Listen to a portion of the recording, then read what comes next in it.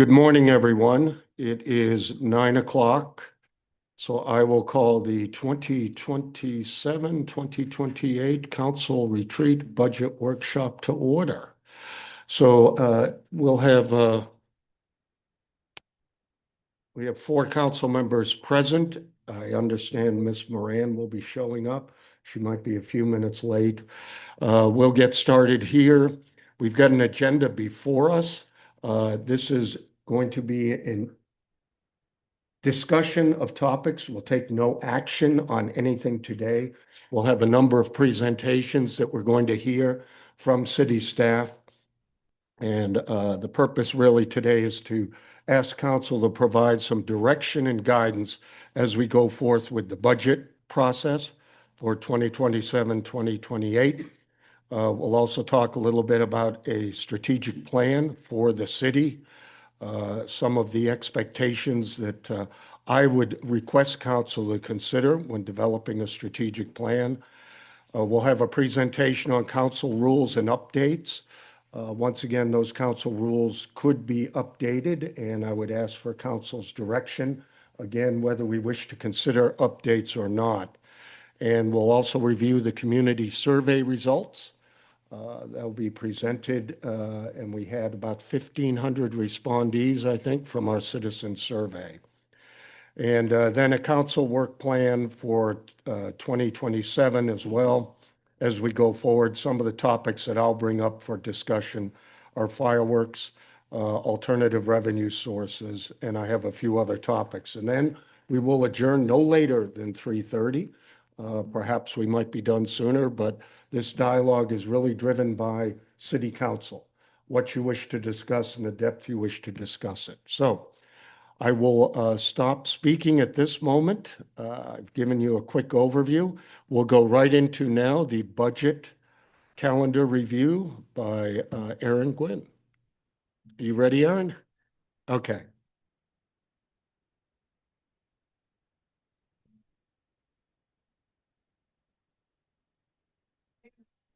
I can't press a button for an hour. So first, all in front of you, you should have the budget calendar. This is kind of outlines what we do, where we're going. You can see we've done some things already getting prepped for this meeting. So on the with the mayor and some of senior staff. And then today's with you guys, kind of introducing you to the budget, starting with this budget calendar. And then we'll go away from today. Hopefully next week, we'll have some strategic focus areas adopted.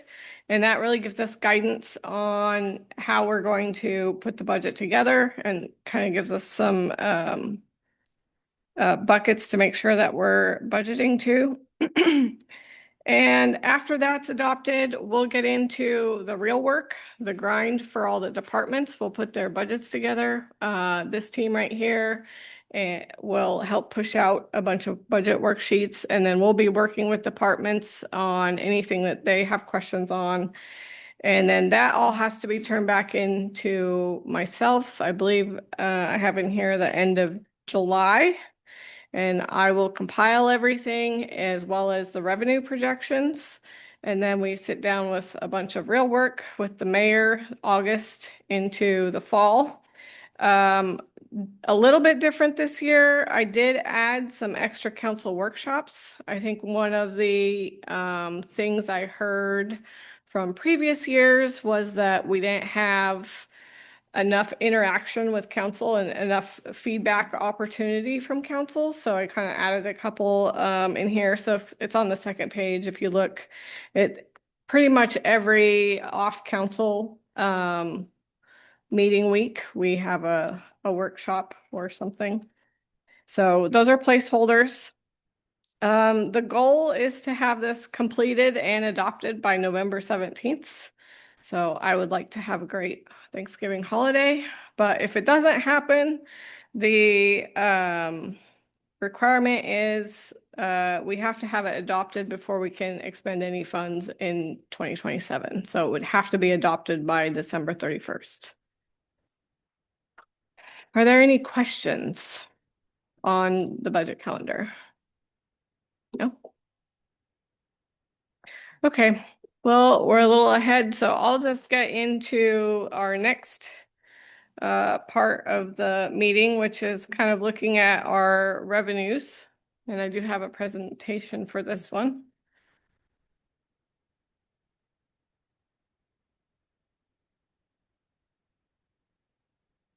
So, again, thank you for taking time out of your day for this conversation. And as the mayor stated, this is a workshop, not a decision meeting. So there's no action.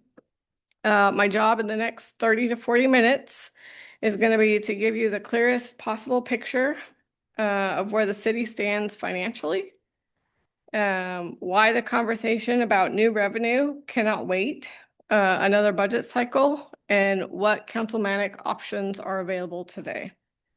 I'll move quickly through the data so we have some time at the end for questions.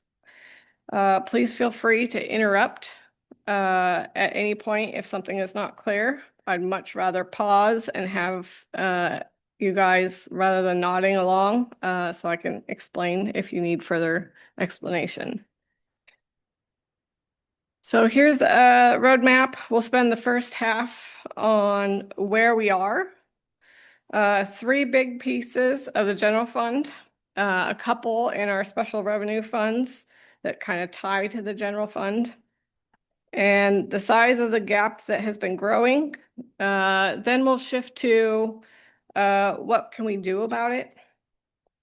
Three new revenue sources that council can adopt without going to voters. We'll close with the recommended next steps and open it up for discussion. So 2 ground rules for today. First, every number that I'm showing you is from the city's financial data, our preliminary 2026 forecast. And then second, when I show you peer comparisons, those are sister cities, so Kennewick, Richland, Pasco, and I think I included Sunnyside, Connell, some similar, maybe Prosser in there. So it's local area. I didn't do a nation or even statewide to get national. So where are we today? So we're going to start with where we are today. The headline I want you to take away from the next 4 slides is that the city's general fund rests on 3 legs. So we have 2 of the 3 are growing slower, and the cost of services that we deliver.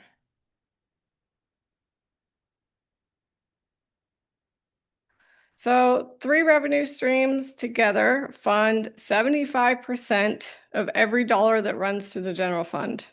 So every police officer, every parks crew, every line of code in our financial system, that is $7.5 million out of approximately 10 million in the general fund. So 3 sources. The first leg is property tax. We collected $2.5 million last year. It sounds like a lot, but property tax growth is capped at that 1%. So on existing parcels, plus whatever new construction comes onto the rolls. So 1%, the cost of a police officer does not just grow by 1% a year. So it is not keeping up. The second leg is sales tax. Also 2.5 million in 2025, but with a different personality. Sales tax rate has been growing faster than the property tax in the last decade, but it's also volatile. It moves with consumer spending and our building activity within West Richland. It can drop overnight with the economy, and it can grow overnight with the economy. So it's pretty volatile. We saw that in 2022, I believe, 21 to 22, actually 21 to 23, where it really took a dive there. It also correlated with our building activity, if you were to go back and look at that. The third leg is utility business and occupation tax, or the B&O tax for local utilities. That brought in 2.7 million in 2025. It's the steadiest of the 3 because people use water and electricity in good times and bad times. So it's also a regressive form of tax. meaning that lower income households carry close to the same burden as a higher income household. So you still have a family, they still use the water, they still use electricity. Utilities are essential for living. The chart on the bottom tells the structural story. The navy line is a property tax, climbs in a slow, controlled, stair-step manner because of the 1% gap. Sales tax, you'll see where that teal line is the most exciting line. Sorry. Yep, go for it. Well, the property tax 1% cap is only of existing properties. So actually, our property tax, It does, as we put in more property, it does go up. And Yeah. on average, that's about what percentage?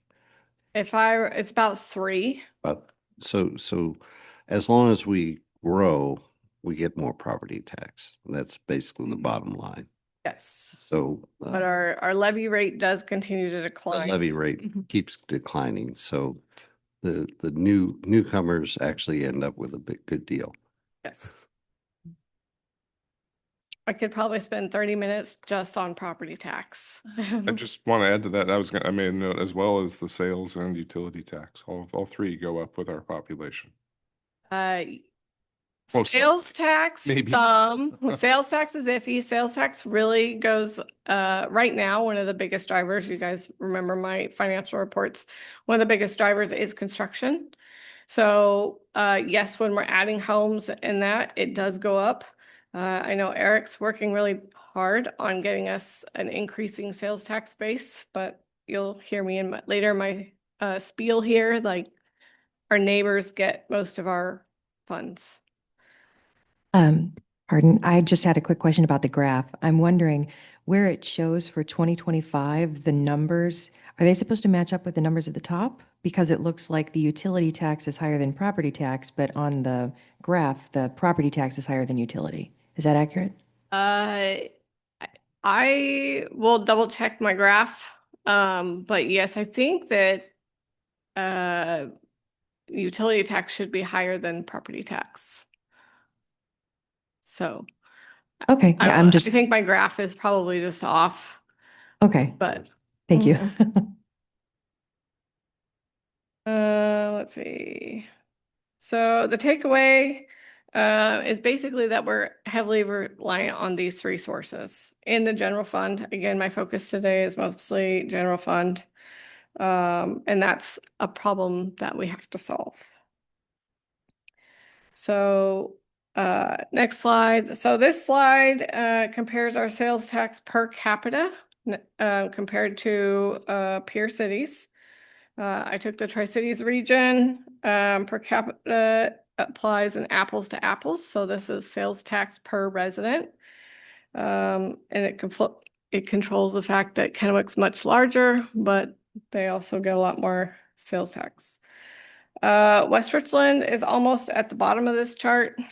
I think when I first started working at the city, it was at the bottom. We've surpassed Connell, so I guess we're going in the right direction.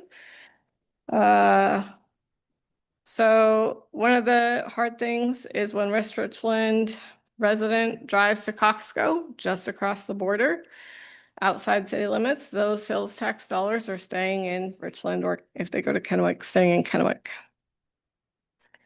Zooming in on West Richland's own sales tax history over the last 10 years tells you why keeping the word volatile. It goes up and down.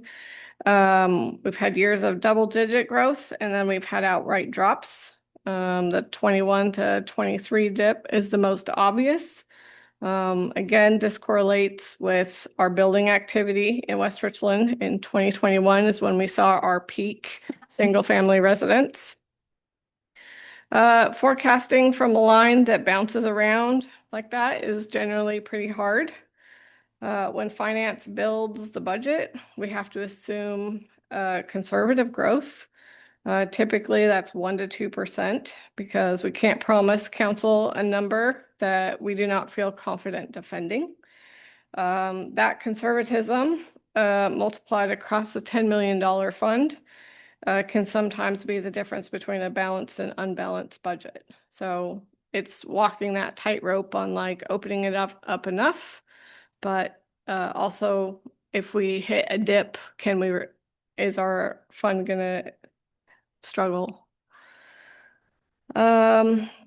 So this is a different look. This is a property tax to sales tax ratio. This is one I haven't done before.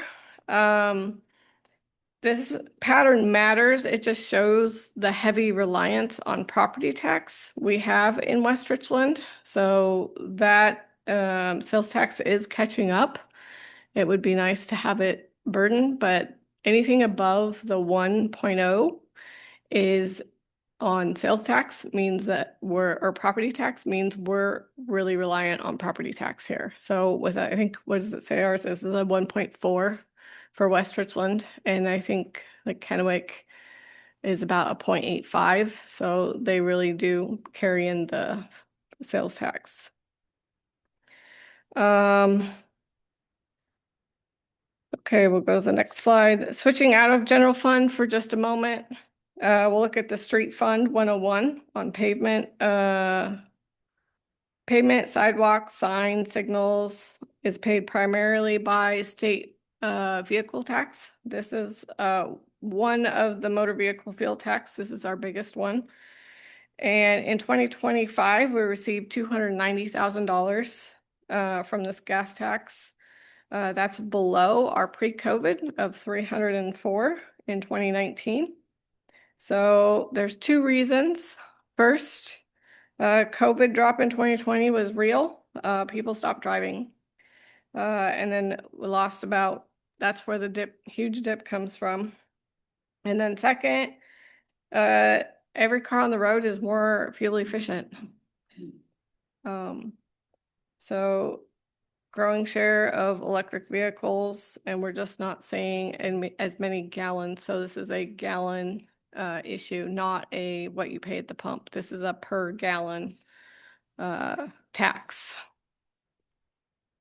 Is it all right if we ask? Okay. Yeah. I just was wondering, with the taxes going to all the vehicles on the road, or at least is it from only fuel tax? So if, like, for instance, BFT or school bus or somebody were to fill up in West Richland, would that tax, or do they get taxed? No, so fuel tax is different. So it actually is taken as a whole state. So it's not, if you fill up in West Richland, you keep West Richland. It is a full state, and then they disperse it based on population. And BFT does not pay fuel tax. I didn't think that it would. That's why I was wondering as soon as I said it. Thank you. So yeah, so gas tax isn't like a sales tax where if you shop in West Richland, it stays in West Richland. It is a whole picture of Washington State. Aaron, but if you deliver materials in West Richland or buy out of state for a car, the property tax, the sales tax comes to West Richland. That's correct. With the caveat, though, that if you use a third party like Uber or DoorDash or Instacart, that is not the case. Correct. It's Amazon. So the point is the gas tax is structurally declining. At the same time, we have pavement preservation costs and street maintenance costs climbing.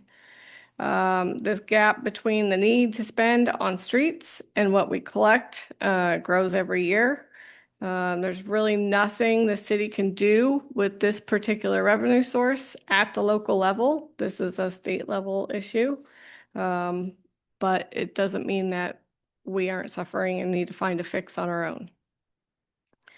So Criminal Justice Fund 105. 105 is funded. One of the biggest ones is Proposition 14-5, which is a 0.1% sales tax that voters approved years ago, specifically for public safety purposes. This particular sales tax is also a little bit different. So this is a region. So this would be, again, everything collected in our region in Benton County, Kennewick. So this is not just West Richland sales that stay here. This would be again collected as a region and then I believe divvied out by population within our small region is how this one works. So it's not, again, shopping in West Richland does help this one, but shopping in Kennewick and Pasco also helps us, or I should say Kennewick and Richland also help this one. It does exactly what voters intended it to do. It pays for a 3-officer position, an administrative position, as well as patrol vehicles and equipment and uniforms that the general fund could not otherwise afford. But it does have limitations. I mean, it's still growing well, but a police officer still gets expensive. And I'm flagging this one because when we go later today and we're asking for change, we're looking, when we look at House Bill 2015, which is also a criminal justice tax option, you'll hear described as an additive to this. So like, this is not a replacement of this. This is to add and grow so we can fund police.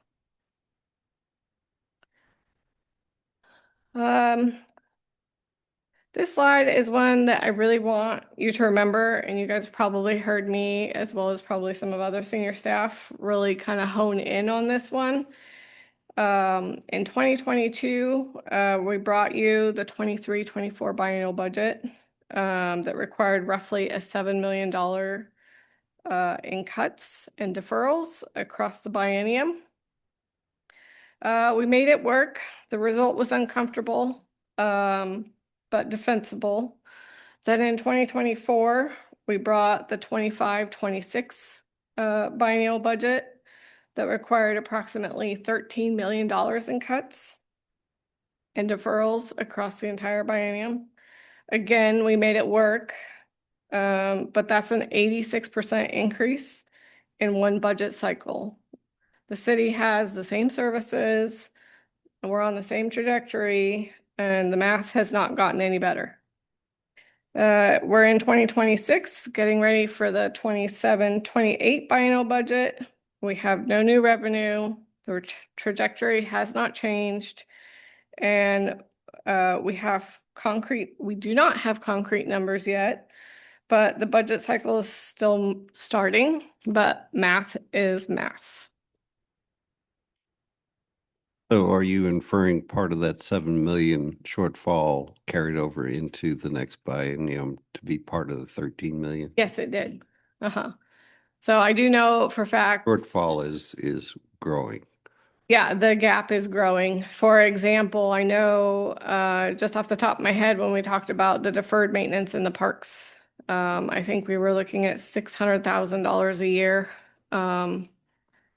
to try to make headway on that backlog of what's going on in our parks. I know that in the police department, for example, they've asked for officers for several budget cycles now. I don't think we added one. I think we added one part-time code enforcement. We squeaked it in there. But that's continuing to grow. Our population is continuing to grow. Our police ratio to population is continuing to decline, so it's not getting any better. The forces are stacking on top of each other.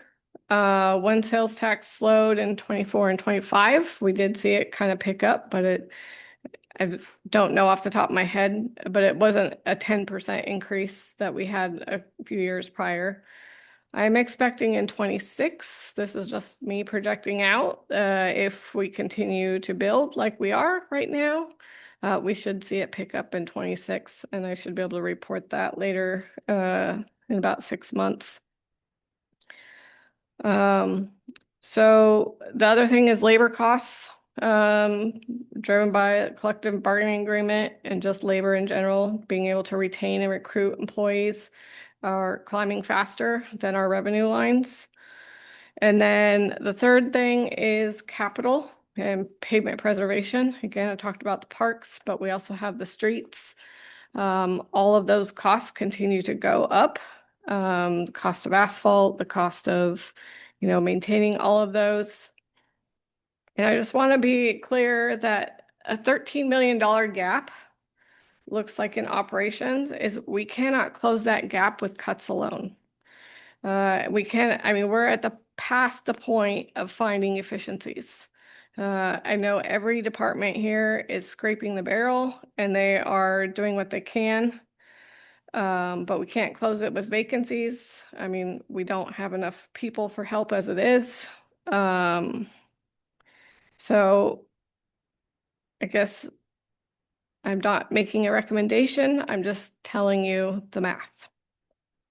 That's why we're having this conversation today, not at the budget workshop in October, when the calendar would force us to choose one bad option versus another bad option. But today you have time to consider revenue tools alongside the cut version. And October, it would be too late. So now we're going to shift from diagnosis to what your options are. The next 5 slides will walk through 3 revenue tools that council has the legal authority to enact. All 3 of them are councilmanic, meaning no voter approval required. None of them solve the gap on their own. All 3 together would be a meaningful change to the conversation. So here's an at-glance comparison. Like I said, all 3 are councilmanic. All 3 are sales tax or activity-based, which means they spread across visitors and shoppers, not just property owners. Option 1 is a transportation benefit district or a TBD. It's a 0.1% sales tax dedicated to streets or pavement preservation. It's the simplest and lowest risk option. Option 2 is House Bill 2015 for criminal justice tax. It's also 0.1% on a sales tax, but dedicated to public safety. And it has a side benefit of unlocking eligibility to be able to apply for grants. And option 3 is an admission tax. It's a smaller, narrow revenue source that is paid by people who attend ticketed events and venues in the city, so primarily the Raceway. Excuse me, Aaron. Yep.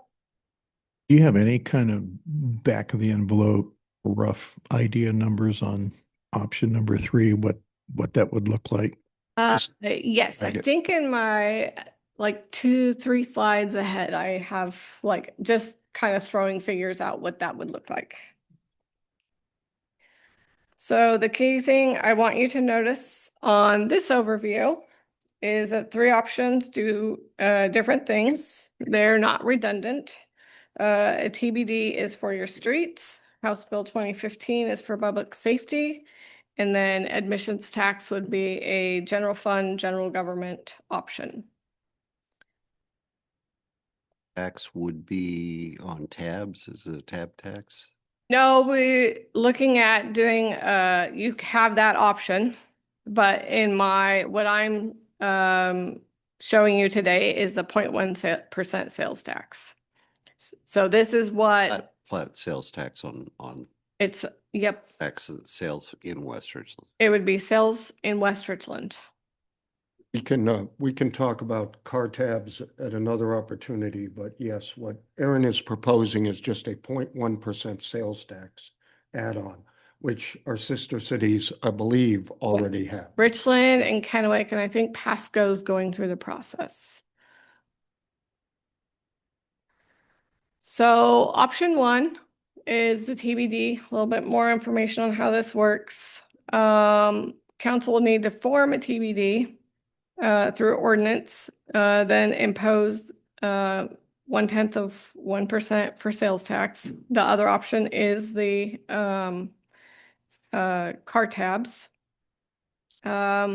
But on the 1% or 0.1% for sales tax, we estimate it would be approximately $271,000 per year based on our 2025 taxable sales base. 2 important features Again, I keep saying this, this is not a voter approval for the first 0.1%.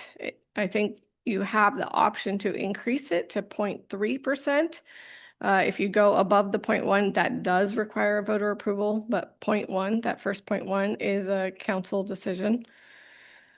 Two, the revenue is restricted for transportation purposes or pavement preservation and maintenance. It cannot drift into the general fund. Was actually a feature, not a bug. So it directly addresses one of our problems. Let's see. So 271,000 would help us pay for pavement overlay, crack seal program, sidewalk repair, ADA ramps, local match for grants, if we have that option. Critical timing point. So Department of Revenue requires a 75-day advance notice for a local sales tax change. To have this take effect on January 1st, 2027, the ordinance must be adopted prior to the Department of Revenue's October 18th deadline. So this would need to be done in September for us to be able to get the notice out to Department of Revenue. And then we would start, so your tax rate in West Richland would go with this 0.1, it would go to 8.8. And then usually the city would see it, there's a lag, so the city wouldn't see revenue until March 31st, 2027. If we miss that deadline, the next opportunity is January 16th to have an effective tax rate change on April 1st. And again, revenue wouldn't be received until June 30th of 2027. I'm wondering, did you already say whether or not the sales tax would be on anything sold, or would it be specific like on gasoline or? No, this is anything. So this is if you order from Amazon, you're paying 8.7% right now. Your tax would go to 8.8, and that 0.1 would be for this. Okay. And then do you know how much the sales taxes in the cities nearby, like Richland, Kennewick? Benton City, 8.8. theirs is at 8. So I know Kennewick and Richland for sure are 8.8. I cannot remember Pasco's. I don't shop there often enough. And this one would bring ours to 8.8? Pasco's 8.9. But this would bring ours to 8.8 Correct. to match theirs. Correct. Okay. So on the next option is House Bill 2015. So this passed, I believe, became effective July of 2025. So it's also a 0.1% on sales tax. And it would therefore about the same amount of money based on $2025, so 271,000 based on the sales base for 2025. This use is restricted to criminal justice. So this is our police department. Similar to the TBD, it's a councilmatic decision, so no voter approval required. Unlike the TBD, the city has to attest to some compliance with the Criminal Justice Training Commission before adoption. I talked with some command staff last week, and they had a big whiteboard and a bunch of check boxes. We're pretty close to meeting this standard. And from my research, it says that once we adopt this, we have 180 days to prove that we have met the CJTC requirements. So we're very close on that end. The reason this option is maybe a little bit more attractive is because there is grants also available. So if you qualify and you do all the work for the sales tax, you also qualify for grants. And I don't remember the specifics off the top of my grants, but it is to try to hire police officers. It's up to 125,000. I think 75% of a police officer salary and benefits for the first year. And then I think it goes down. The second year, it covers 50%, and the third year, it covers 25%. So it's a way to try to get officers in here and then scale it. And then the idea is that you would hope that the sales tax would catch up and be able to keep it going. This will be independent of the public safety sales tax within This- Benton County, right? Yes, this would be totally independent. So this is on top of. And the idea is that it would support hiring police officers. It is restricted again to criminal justice. So hiring police officers and buying equipment, or just Yeah. for staff salary? The grant in particular is salary and benefits. The sales tax covers criminal justice, so whatever they need. So implementation steps are very similar to what we saw with the TBD. You still need, it's a sales tax change, so you need to get that Department of Revenue notice out 75 days in advance.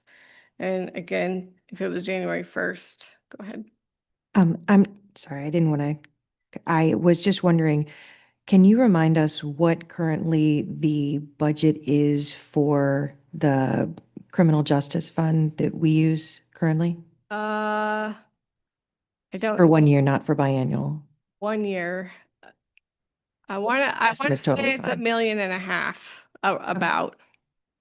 Okay, so this Oh. would be almost a quarter of a year's worth then, that it Yeah, would build, a little so bit more. The PST tax, so the one before, I think our 2025 number was 811,000 for the year. And that's our biggest source in there. There's a couple other small restricted sources in there that are state shared, but that is our largest. Thank you. Okay. So anyway, back to the point is the time frame's the same as the TBD. We have to give that notice. So in order to enact it by January 1st, we probably need a decision on this one in September.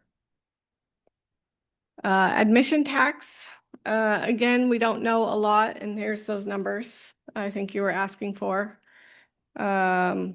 So it's a variable. We don't have an exact option of what it would be, but it's a tax for events, performance, certain recreational activities. The maximum allowable rate is 5% of the admission price. The revenue is, again, materially smaller than the two sales tax options. I gave you kind of a range of what that would look like if you had 6,000 people attending in a year with a ticket price of $20 on average. That would be $6,000.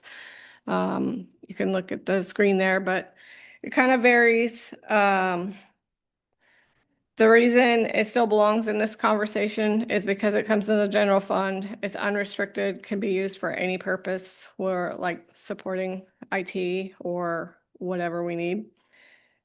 The trade-off is the tax does fall on a smaller number of West Richland businesses that operated the ticket venues. However, by creating it in an ordinance rather than including it in their contract, it makes it fair and equitable to all future ticketed venues because we are looking at the city growing. And so this would be, it's fair and equitable to any business that comes in here.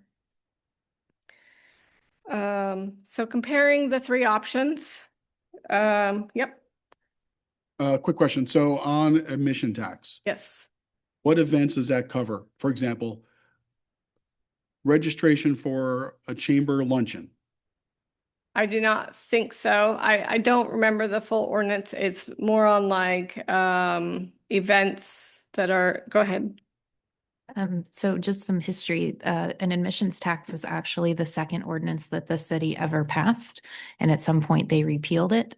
But the criteria within that admissions tax would have exclusions. So the council could draft it for, I mean, it's intended for like for-profit. So there could definitely be some language within it to address nonprofit or whatever the council sees fit for that.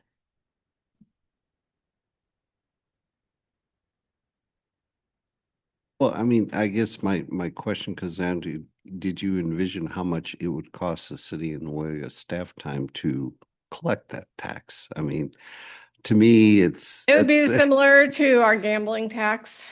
So, the form is filled out, like they fill out what their ticket sales are Remit them. and they remit it. Now, the caveat is we can go and ask for their records. I don't have We don't- thus. we don't do We that. don't have staff to do that. Okay, I mean, you know, it's a question of what it costs to make money. Yes. Any other questions? No. Okay, so this is a kind of a view, a broad view of all three options together. Where are we? So annual revenue with the two sales tax options is equal to 5.4 or 540,000 plus the grant option. My recommendation as the finance director is, if you're asking which one I would prioritize, I would lead with the criminal justice one. You have a timeline on that one. So right now, it's a councilmanic option until June 30th of 2028. After that, it becomes a public voter. But I think taking advantage of the grant option makes this one more appealing. It's like we do get more bang for our buck on that one. And then I would look at the TBD and the admissions, kind of in that order. That's my preference. This is obviously your decision, the mayor's and yours. I'm just presenting all three because there's something that you guys can do.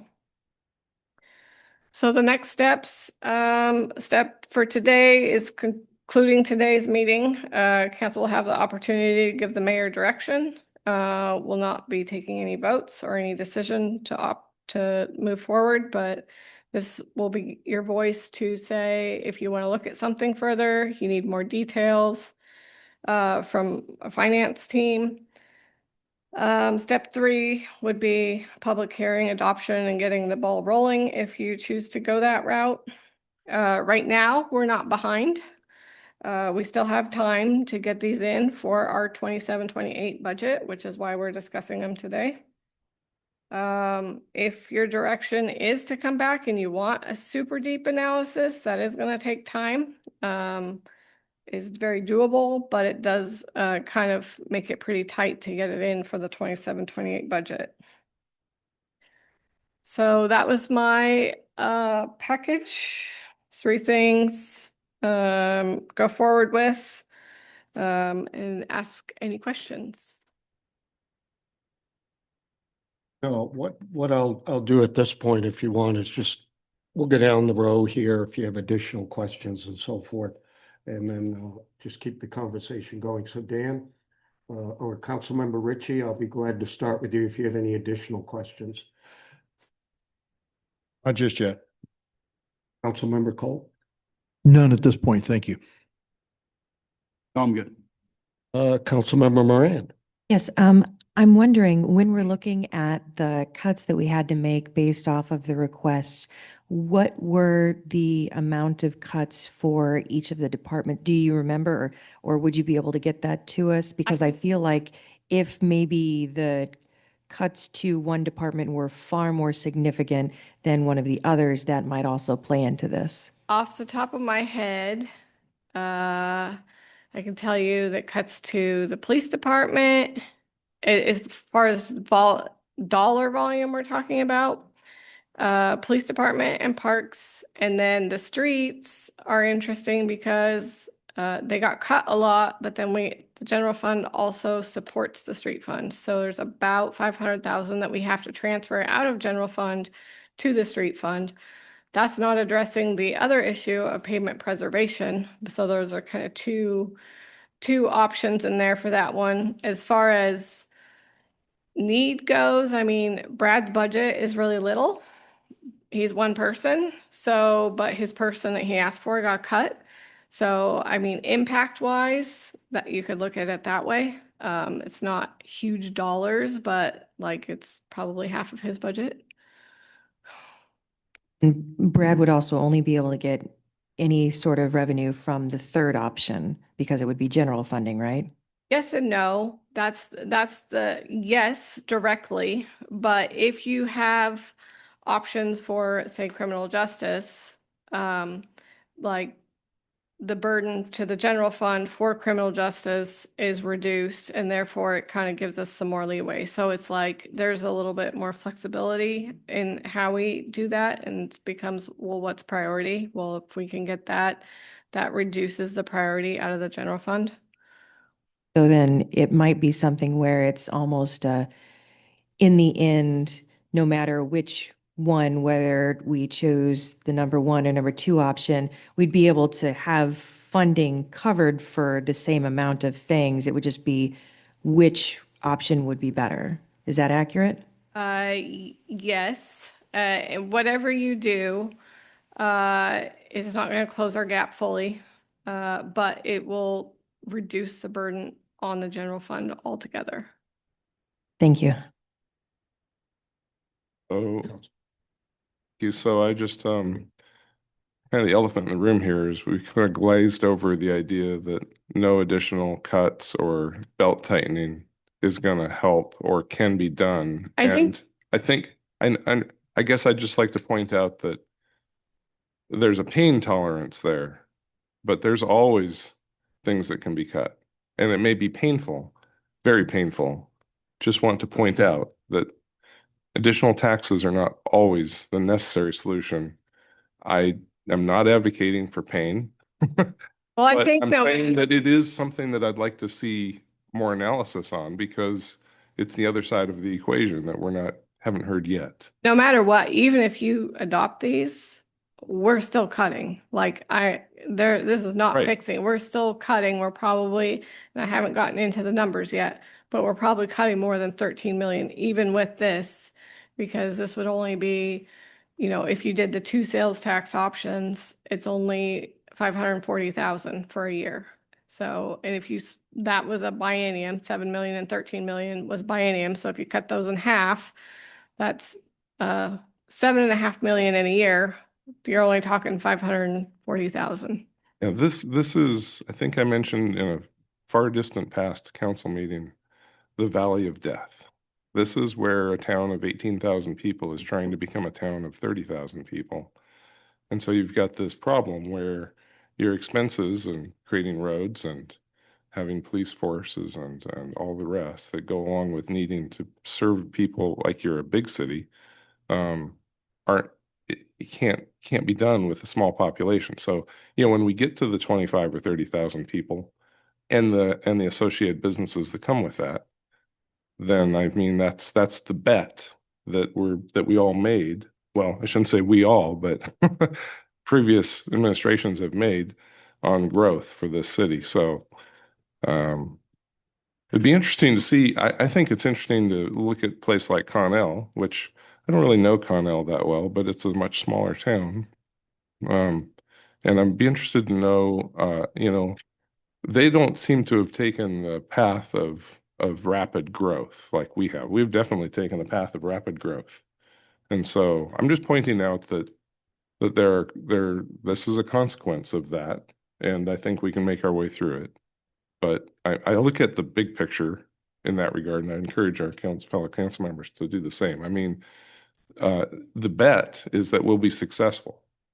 And so I will express just a little bit of inhibition or reluctance to increase taxes that are going to be permanent, undoubtedly, when we're betting on future success of, more sales, more growth, more population, more property tax. That has always been the bet. So that's my comments.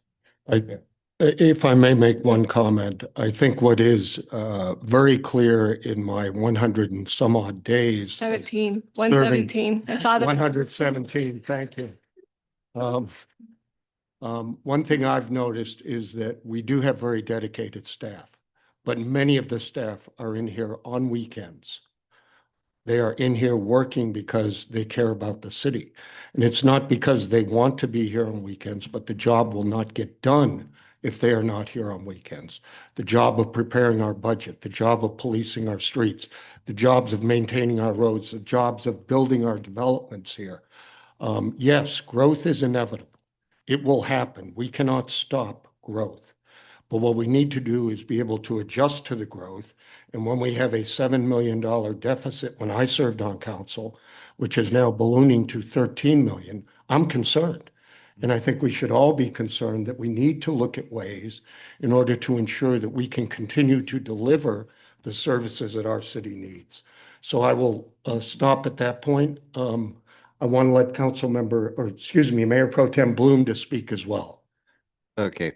First off, we are dependent on growth. We would have a 1% property tax increase per year. We have a 3% property tax increase per year because we are growing. We have our sales tax is based on building houses. Basically, if we didn't build houses, we would have no sales tax. And so the fact is, we are not betting on the come, we are dependent on that come. And so, I just want to clarify that yeah, I'll quote a former mayor, Mayor Peltier. Okay. Oh, it's easy. You just keep building houses. That's our business. I mean, that was the business going back when I moved here in 2002. And so we depend on building houses. I mean, that is our business. Unfortunately, that business model failed in that it doesn't generate enough revenue. I'm going to go back and revisit what you've presented. 25% of our revenue is elsewhere, right? And part of that is that public safety tax. Is that correct? No, I didn't count that in the general fund, so that's 105 fund. Okay, so it's out of it. The 25%, I think the biggest part is going to be the building permits, plan review, and those charges of services that are, fees. yeah, Okay. that are associated. What about the overhead charge? We still charge overheads to our enterprise funds, Yeah, correct? Roscoe's favorite indirect cost allocation plan. Indirect. So yes, so it's the way that works is every year we go through a big calculation, Michelle's favorite too. And basically do some allocation factors and scrunch it down. And what it does is it reduces the expense in general fund and then makes the other funds pick it up. So when you're looking at the budget, if you're ever to look at the 2,000 plus lines, under each section, you'll see a negative number for like council, finance, and those things that touch all funds. And that negative number is what those I'm going through this mainly to educate our new council members. okay, gotcha. Okay, and I think I've then explained it to both of them. It was probably like over their head at the time, but okay, our current property tax or our current property tax millage rate is what? 114, I believe, $1.14. That was this year. That was this year. And our sales tax, what our part of the sales tax that we get is 0.8? 0.85%. 0.85%, okay. And our utility tax is 6%? It's variable, 6% on, maybe Laura, 6% stormwater, cable, telephone, and then the water is 12.5, and yeah, so I think 12% for the water and sewer. And then there's a separate 1% that goes into the street fund for the utility tax from water and sewer.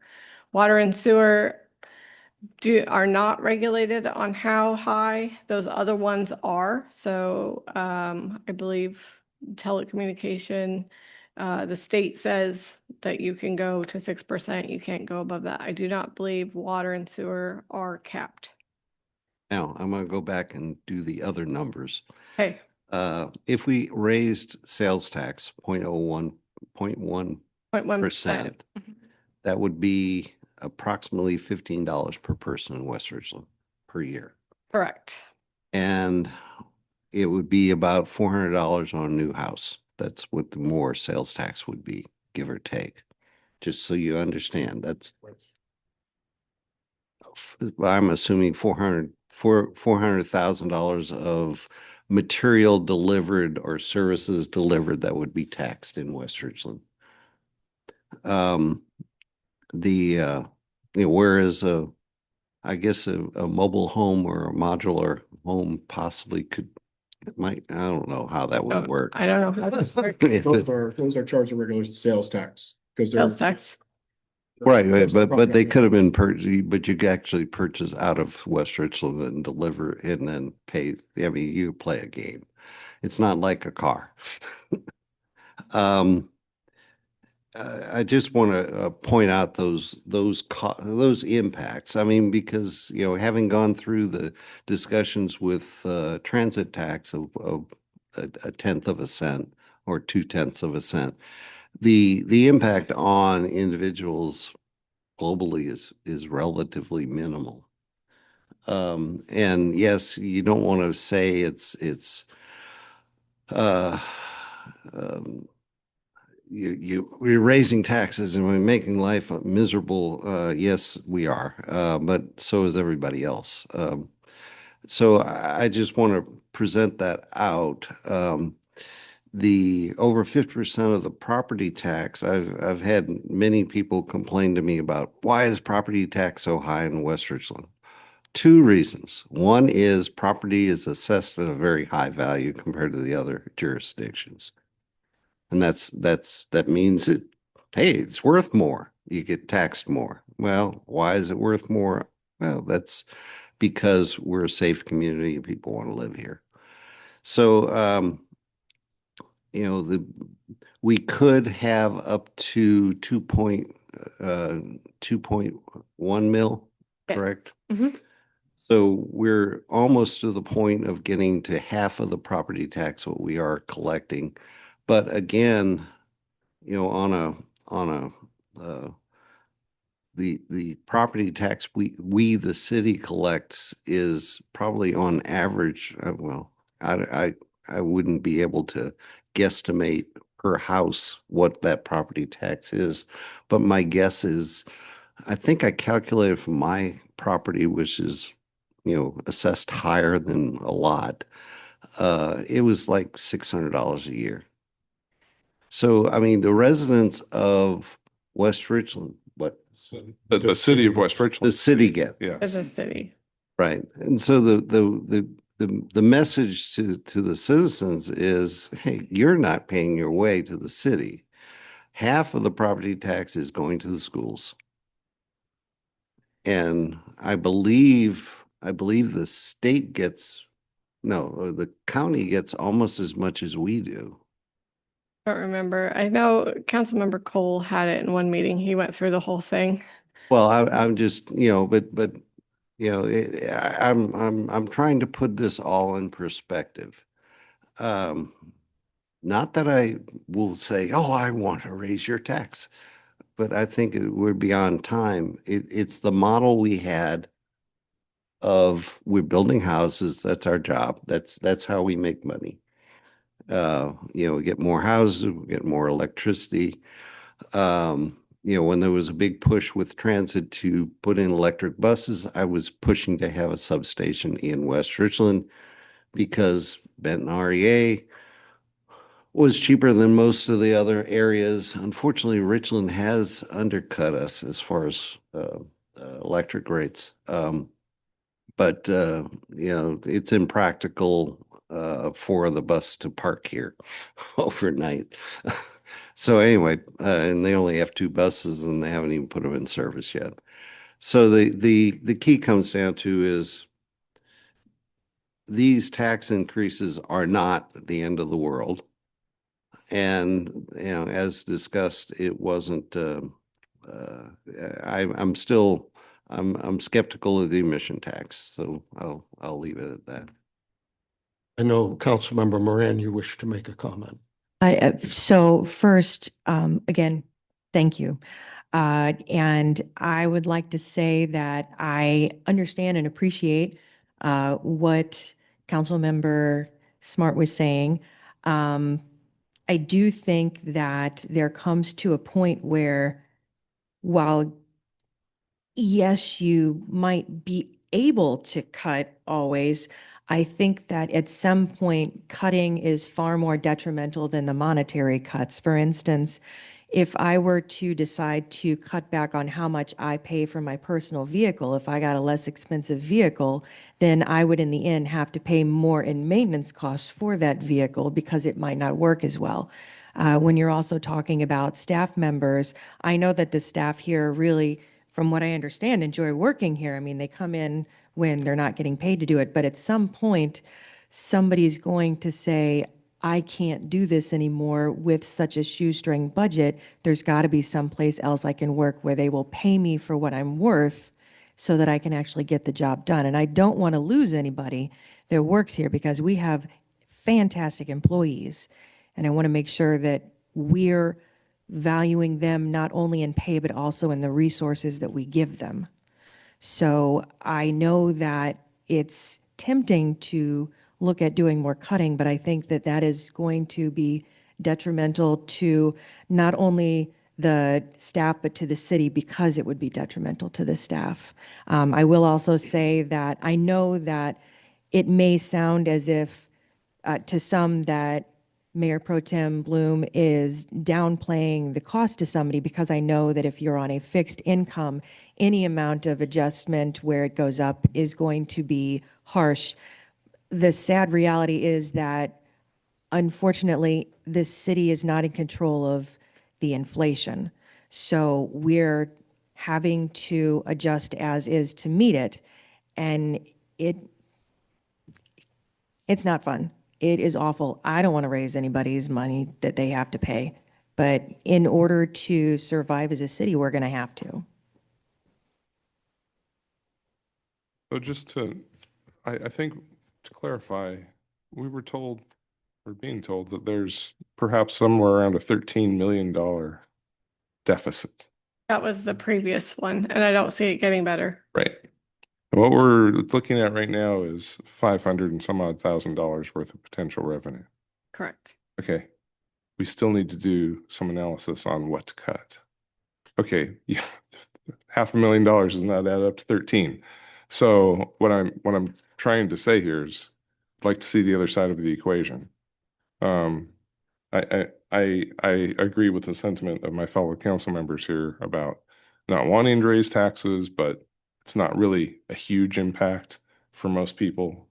You know, $15 or whatever it turns out, or 400 for a new house, in addition to what you would have paid otherwise, is pretty much a drop in the bucket. But that's also my point. It is a drop in the bucket. So we need to hear how we're going to manage 13 or $10 million, whatever it turns out, in deficits. We did that once, as you pointed out. I think that a lot of the things that we cut was really actually, in my view, more of just things we didn't add. There's a difference. So we need to have that analysis, and hopefully we get into that at some point. So That'll be later. Yep. So we're in the beginning, but we're in the beginning cycle of that goes back to the budget calendar. This is the beginning, the preliminary. As we put those requests together from the departments, we'll see probably August what that looks like. This is part of your concerns are why we scheduled a number of workshops as we go along. So all of council has a chance to look at the entire process, where we would like to add staff or resources and where we can't and where we should remove them because of council direction. Yeah, I appreciate that, Mayor. Yes. Mayor Pro Tem, sorry. It's okay. Not much difference, other than you giving me huge agendas. Increase. Yeah, right, no, but the agendas to read. I'll get payback for last week. Twofold. One is we need to ask staff what they're doing that they really don't need to do. And so reducing pressure on staff for doing things that really don't make sense.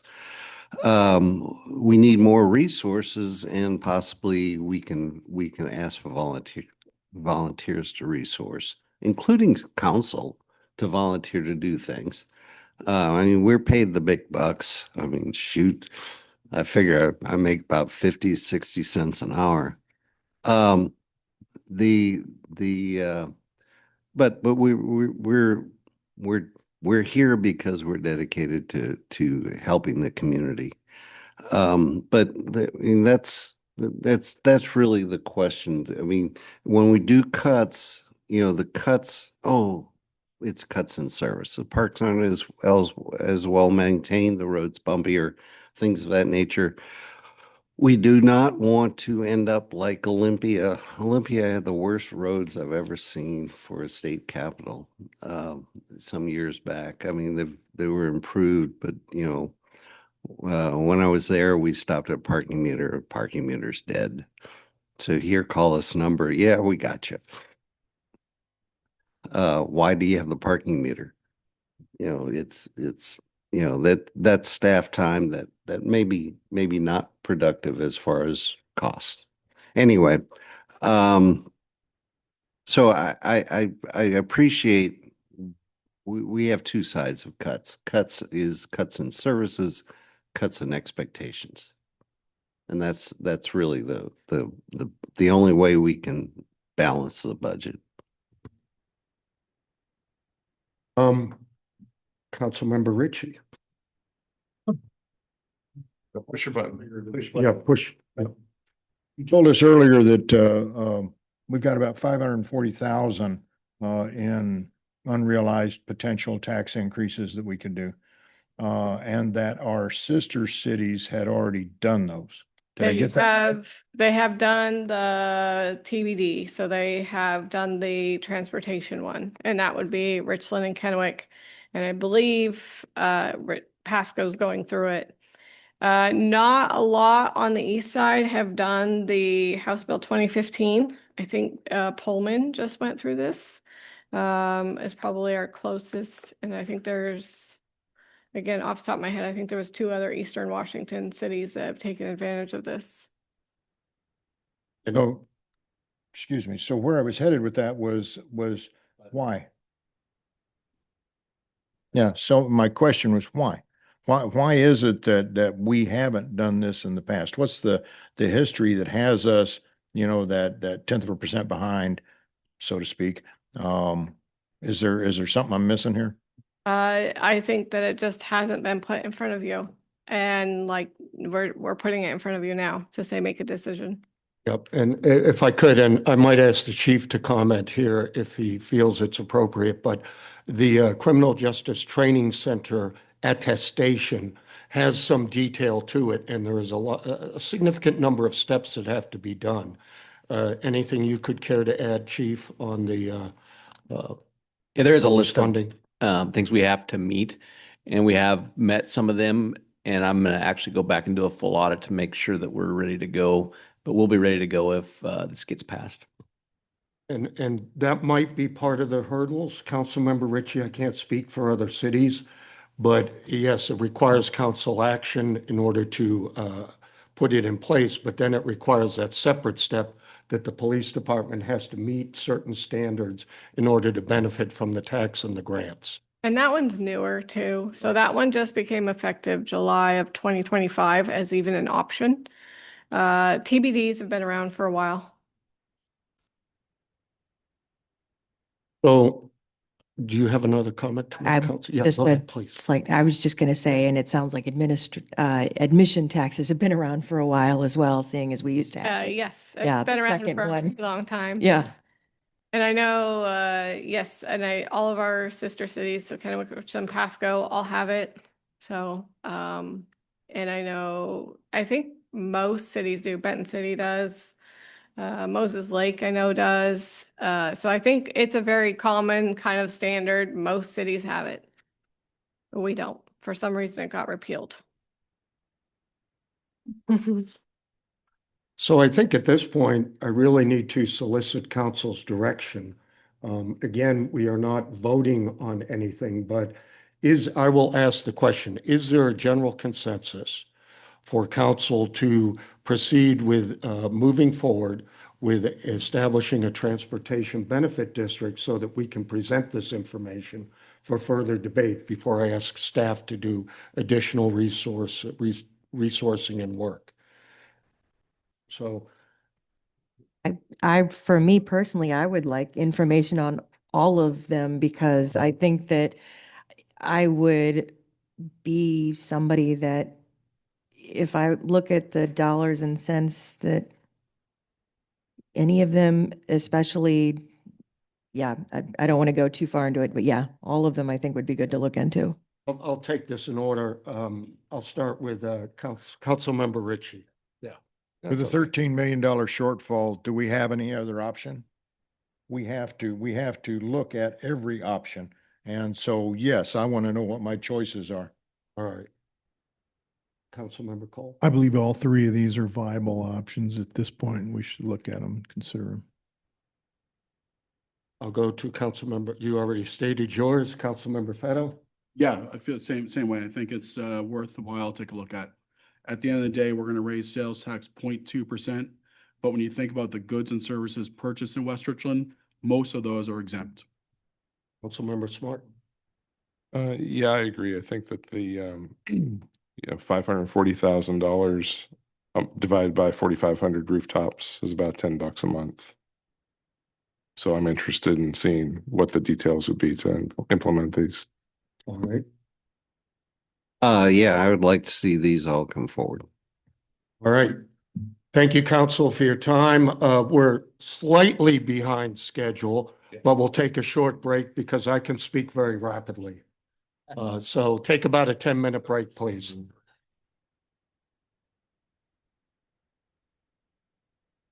All right. Thank you, council. We will continue our workshop at this point. Next item on the agenda is to review the 2027 or 2020, well, it says, yeah, there's a typo here. Review our strategic plan coming up, and we're looking for updates for 2027 to 2028. Now, if you take a look in your packets, what has been provided to you is a copy of the current West Richland Strategic Plan, which council approved as we headed into our current biennium. Has our mission statement, and our strategic plan consists of a letter to our citizens and, of course, our strategic focus areas, which have been the guidance for our city for, I think, the past 12 years as far as putting together strategic focus areas. Now, I will add some comment. Our goal here today is I would ask council to provide any changes they wish to make to these strategic focus areas that are outlined in the current strategic plan. However, I think that this is just going to be the start of a broader project, at least from my perspective, because while these strategic focus areas are listed as a strategic plan, in my very humble opinion, I think a strategic plan actually requires a little bit more. And so what I'm going to ask council to consider as well is whether we wish to put together a workshop in the future. I'm thinking probably after we get through most of the budget materials, in order to relook at our strategic plan, therefore our strategic focus areas, and our mission and vision statements. Those two are also more than a decade old, and I think in some cases they're almost 2 decades old.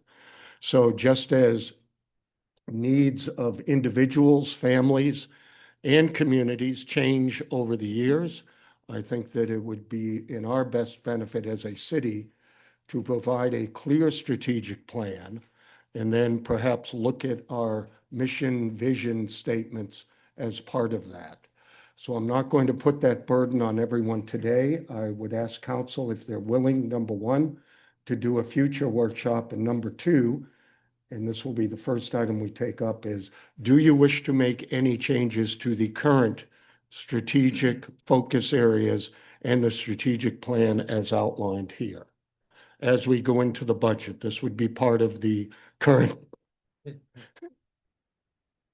All right, you have to show everyone what you held up. Yes, Eric will remember this.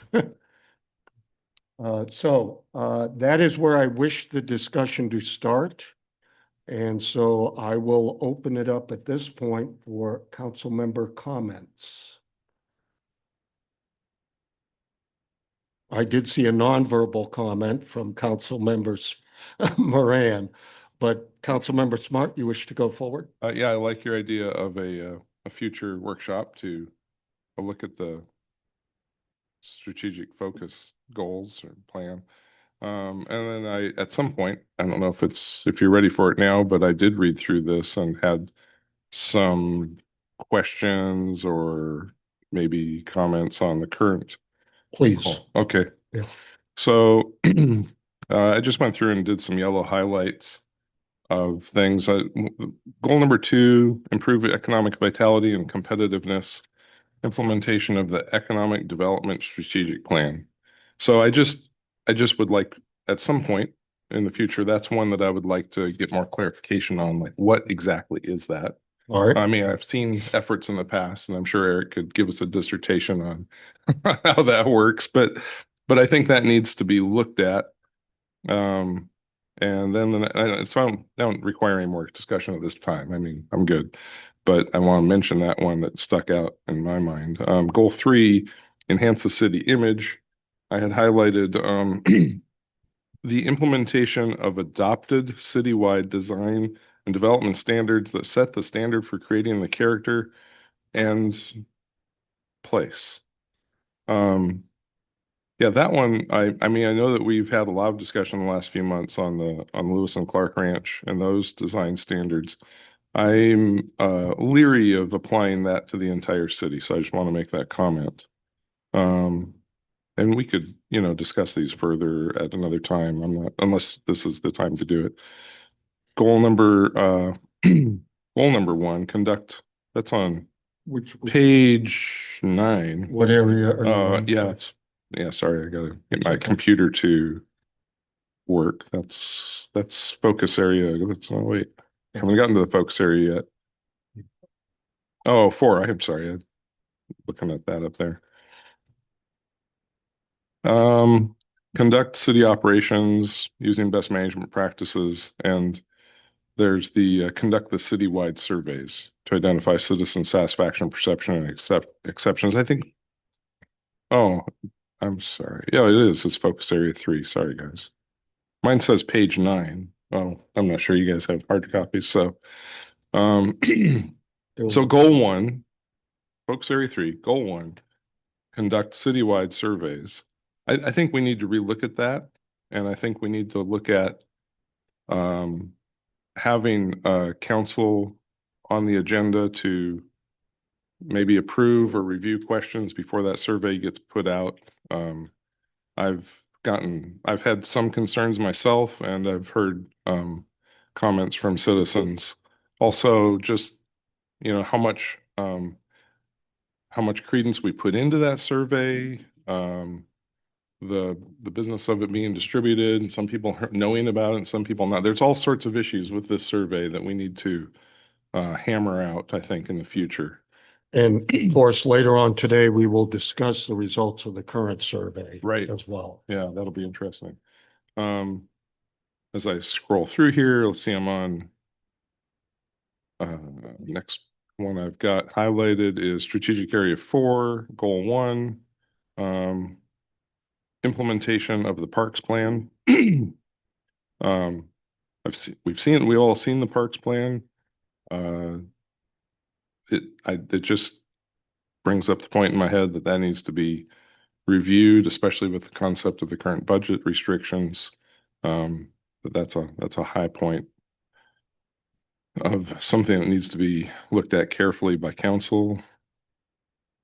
As I scroll through here, I think that was the end of my highlights. So thank you for the time. All right. Other council member have comments on the strategic focus areas in the strategic plan as they're outlined from previous years? Mayor Pro Tem? I'll jump in there.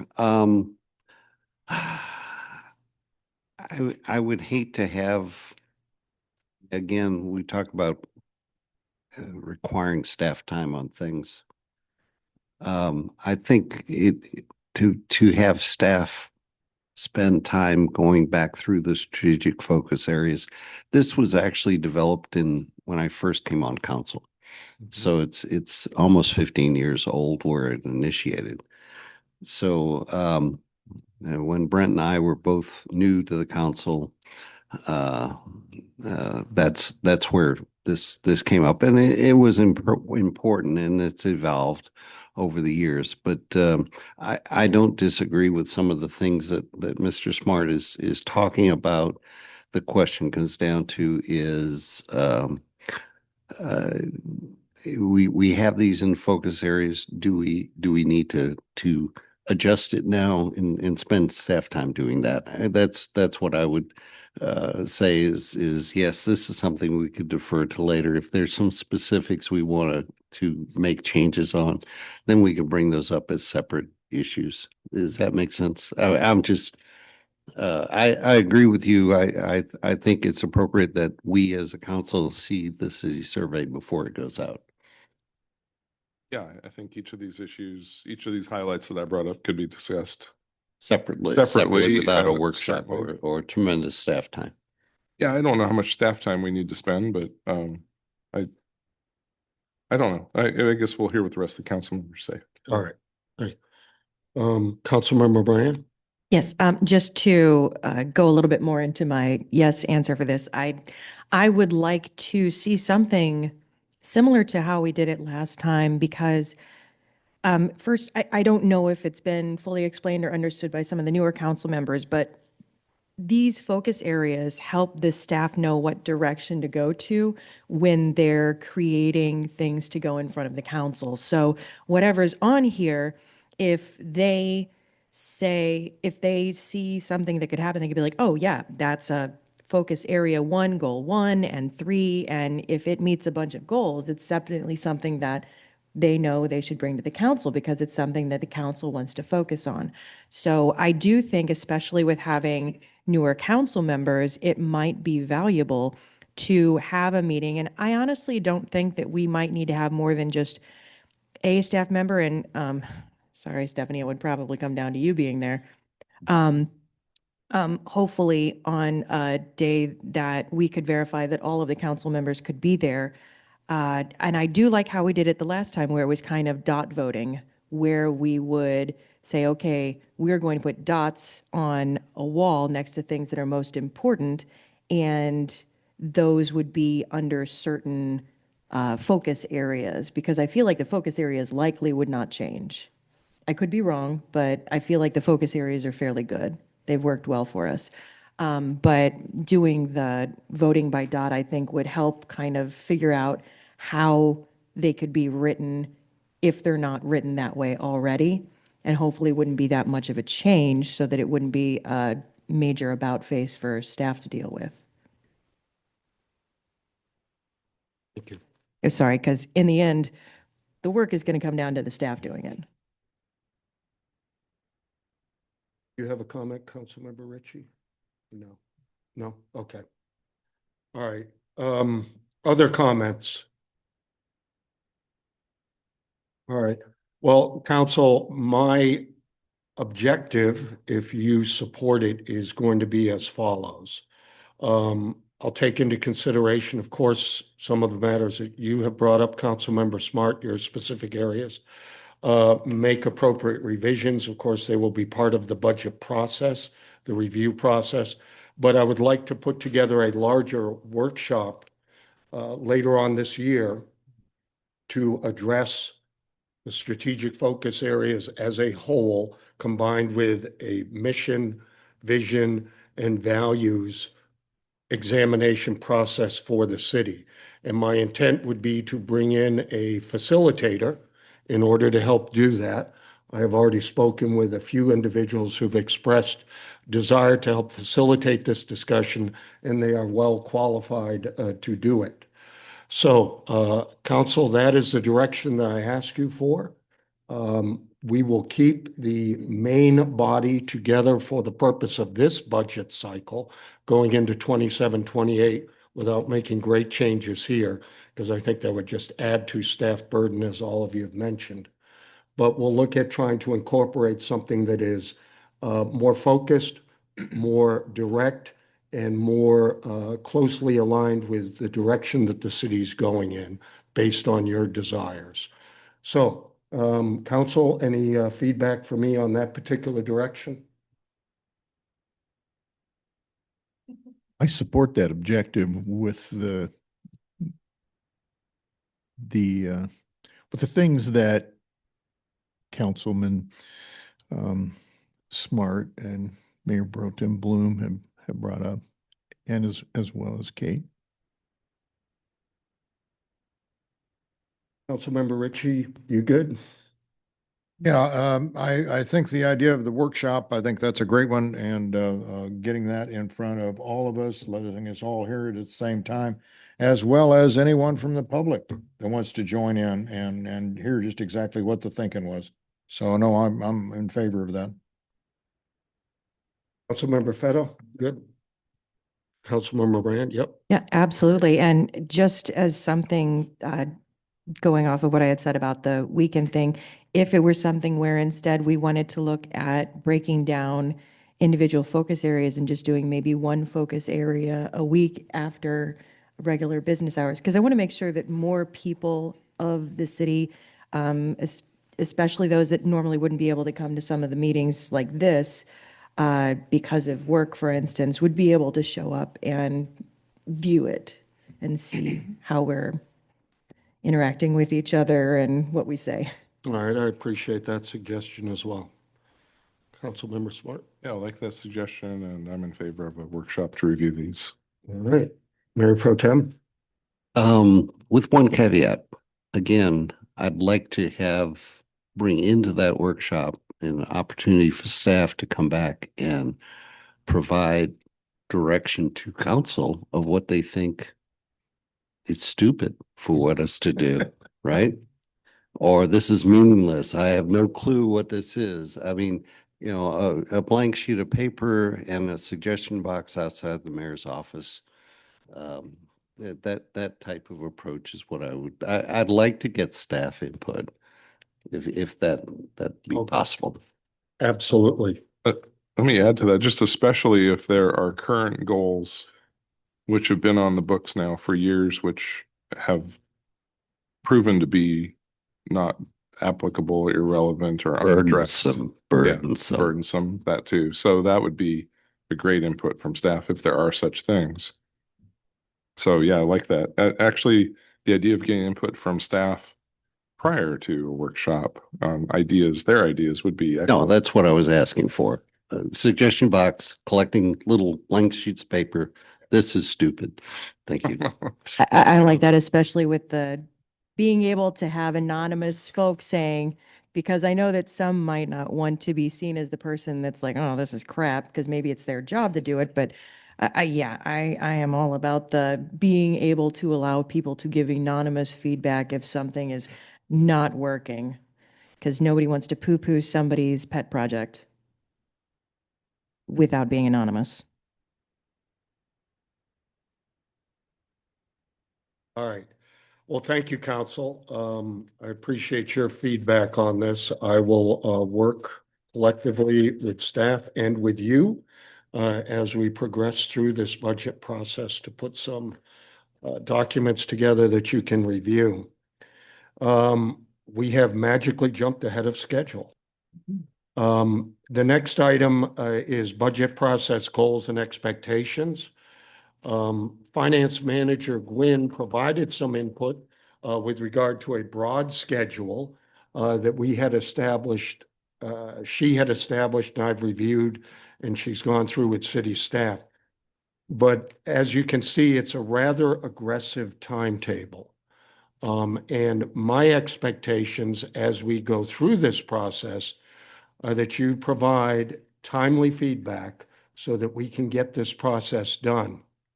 That sounds like a very minor ask, but you're going to have to review everything ahead of time. You're going to have to take the time to go through the budget because we are going to have some hard decisions. There are going to be points where we're going to have to trade off one item or one initiative or one purchase for another. So I kindly request the council spend the time necessary as we go through this. The timetable will probably change a little bit, but as we said, after the summer, we've got meetings almost every week, if not a council meeting, then a workshop to try to go through this so that all of you have the chance to review it. But in the meantime, I encourage you, if you have questions, to not necessarily hold them for the meeting, but to contact Director Gwynn, to contact me, but get the information that you need, because I kind of focus on effectiveness and efficiency at city council meetings, as has always been our standard. I don't want to see us get bogged down with questions that might have been resolved through a one-on-one at the appropriate time. So please reach out to your points of contact, specifically myself or Director Gwynn, in order to make sure that we move expeditiously through this entire process. And I do want to thank in advance all the work that's going to be done. We have, in addition to Director Gwynn, we have 4 individuals from our budget staff here as well, between Rebecca, between Laura, Shawnee, and Michelle, where they're the ones that are going to be doing a lot of the work. So the sooner you convey your needs to Director Gwynn, the sooner she can work with her staff.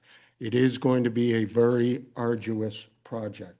They have already put in tremendous amounts of work already just to get to the point where we are today. So do everyone a favor, please, and stay actively engaged throughout the process. Are there questions with regard to the budget process goals and expectations? Mayor Pro Tem. In the past, we've sort of done that as a council level. Might suggest that to some extent, we use the subcommittees to do some of the preliminary review in their focus areas.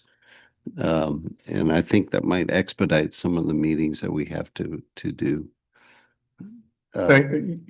Parks, development, those kind of things, and talk about the challenges and that type of stuff. That's only a suggestion.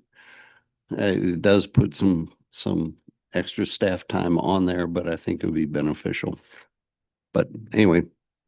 Oh, thank you, Mayor Pro Tem Bloom. I will make sure that the finance subcommittee is involved too as appropriate, but I also want to make sure that council as a whole is involved in the process too, working on the guidance and recommendations that the finance committee provides. Other comments?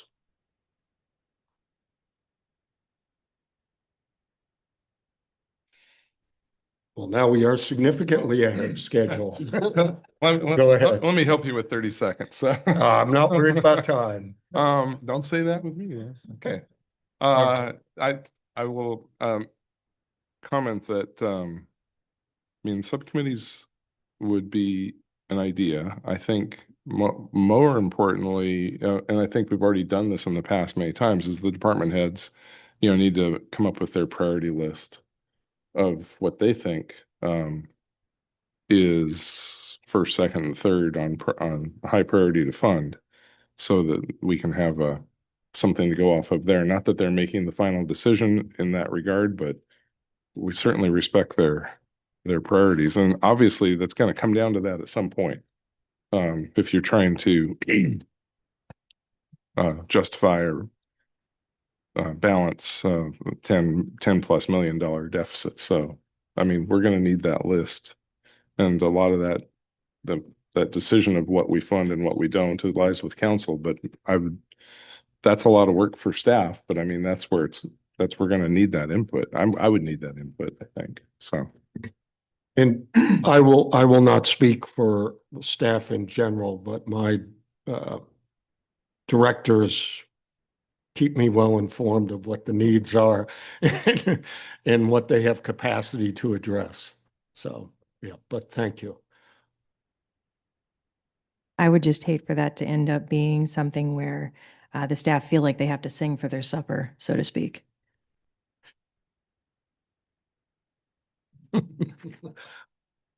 All right. So just one more Yes, sir. thing to add on that, and that is that I see it as an opportunity for us to interface with city staff.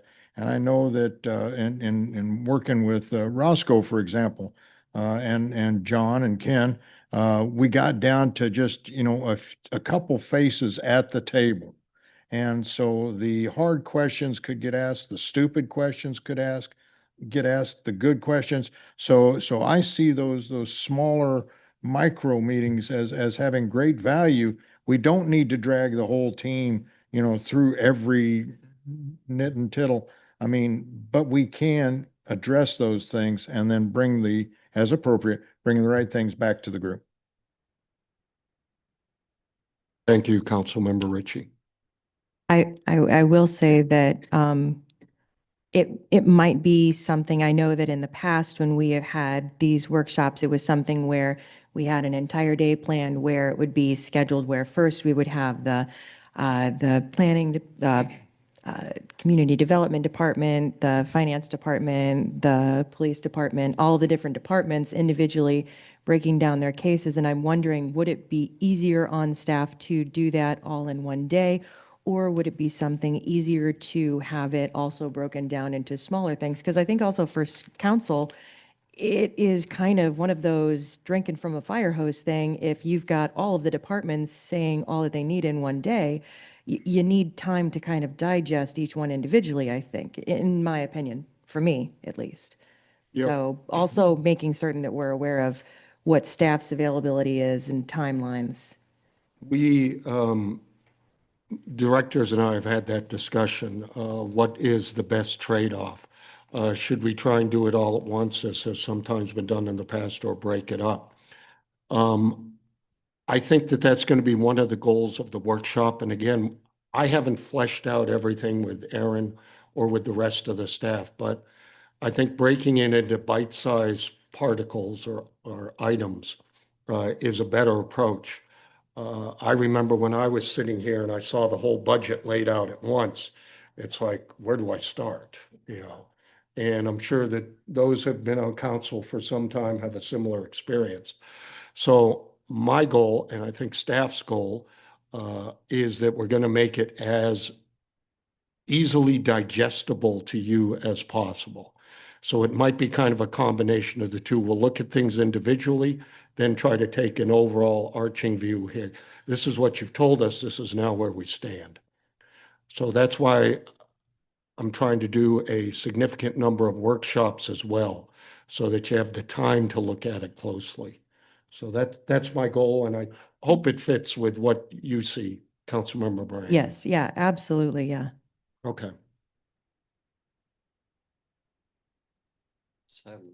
All right. So are these dates are, I haven't looked at the calendar. These dates that are proposed for budget review actions are on Tuesdays? Is that what I those think turn they out to be? pretty much all fall on Tuesdays. Okay. Correct. Yeah. And that's why we tried to pick the off Tuesdays in some of the workshops in order to make sure that, you know, your schedule was most likely available. Yeah, thank you for that. Yep. I try to reserve all Tuesdays from city meetings, so. And we're trying to avoid all-day workshops, you know, during the work week. Once again, just trying to break it up into bite-sized pieces. That's great. Okay. Well, since we are a little bit ahead of schedule, I'll ask Stephanie if she's prepared to start her discussion, which was going to take place after lunch, but we will break at about, I think the photographer comes at about 11:20. and then we'll break for lunch, so we won't get through her entire discussion.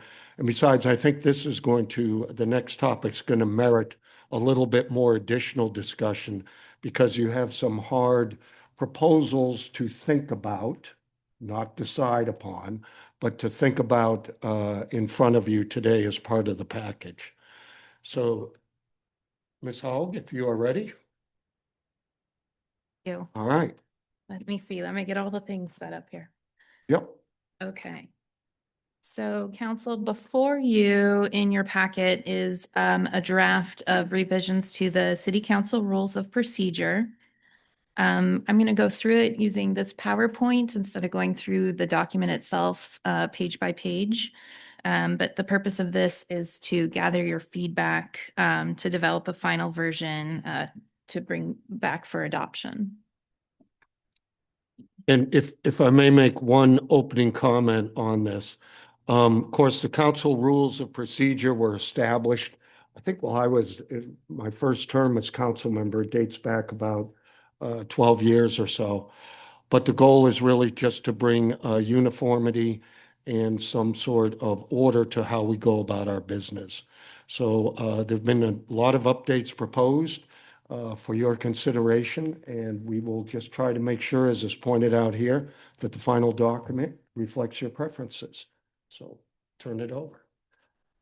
So today's session is intended to be a working session. We'll review the proposed updates, highlight areas where council direction is especially important, and ensure that the final document reflects preferences and how you'd like the meetings to function moving forward.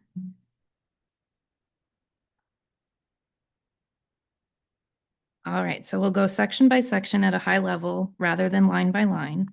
I'll pause at key points for discussion and note any requested changes or follow-up items.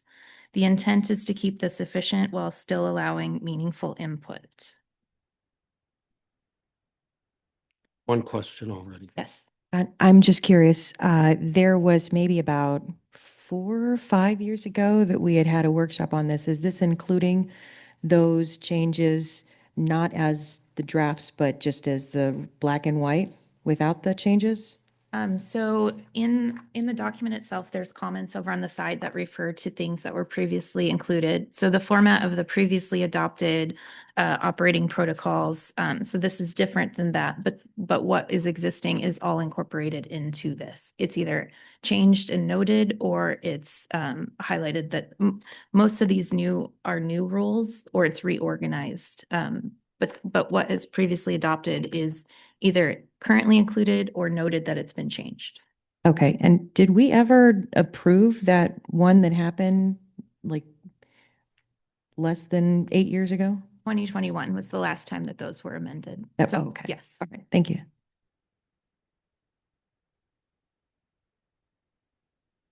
Okay, so council rules are the operating framework for meetings and council actions. They help ensure transparency, fairness, and efficiency, while also setting expectations for how council interacts with each other, staff, and the public. The current rules were last updated in 2021. Several factors prompted this review: better clarification and alignment with legal requirements and best practices, recent meeting experiences with Zoom bombers and aggressive meeting participants, in areas where the current rules were either silent or lacked clarity. The goal is modernization and consistency rather than dramatic change. The updates generally fall into 5 categories: public comment procedures, meeting flow and agendas, council roles and conduct, post-meeting interactions, and overall cleanup and organization of the document. So let's get started with the review. Rule number 1 is meetings. This rule consolidates several provisions already found in city code or prior rules so that they're easier to locate. It also adds guidance on study sessions and workshops, expands sections on conflicts of interest and appearance of fairness, clarifies absences and remote attendance policies, addresses city attorney attendance, and adds a post-meeting interactions policy. This section is largely about clarity and bringing existing practices in one place. Are there any questions or concerns regarding the changes made to this section? So I'm just wondering, so for instance, under section D, So what is the proposed as it's written, or is it to remove the part that's highlighted? Because the highlighted part says local newspaper of general. Is that the part removed, or is it just the note stating that? So the special meeting section was from our prior adopted rules. And then the note is to say that we've removed the requirement to publish it in the local paper because that's not a means of communicating efficiently with our public. So is it the possible draft is to have it as it is written right here then? So that section would be removed. Okay, the entire section of that paragraph? No, the requirement to publish in a local paper. Okay, so after the and to the second and. So it would go, notice shall be posted on the city's official website and to each local radio or television station. Just skipping that part of this sentence. Okay, all right, thank you. Sorry, it's. I also have a preliminary comment if I could.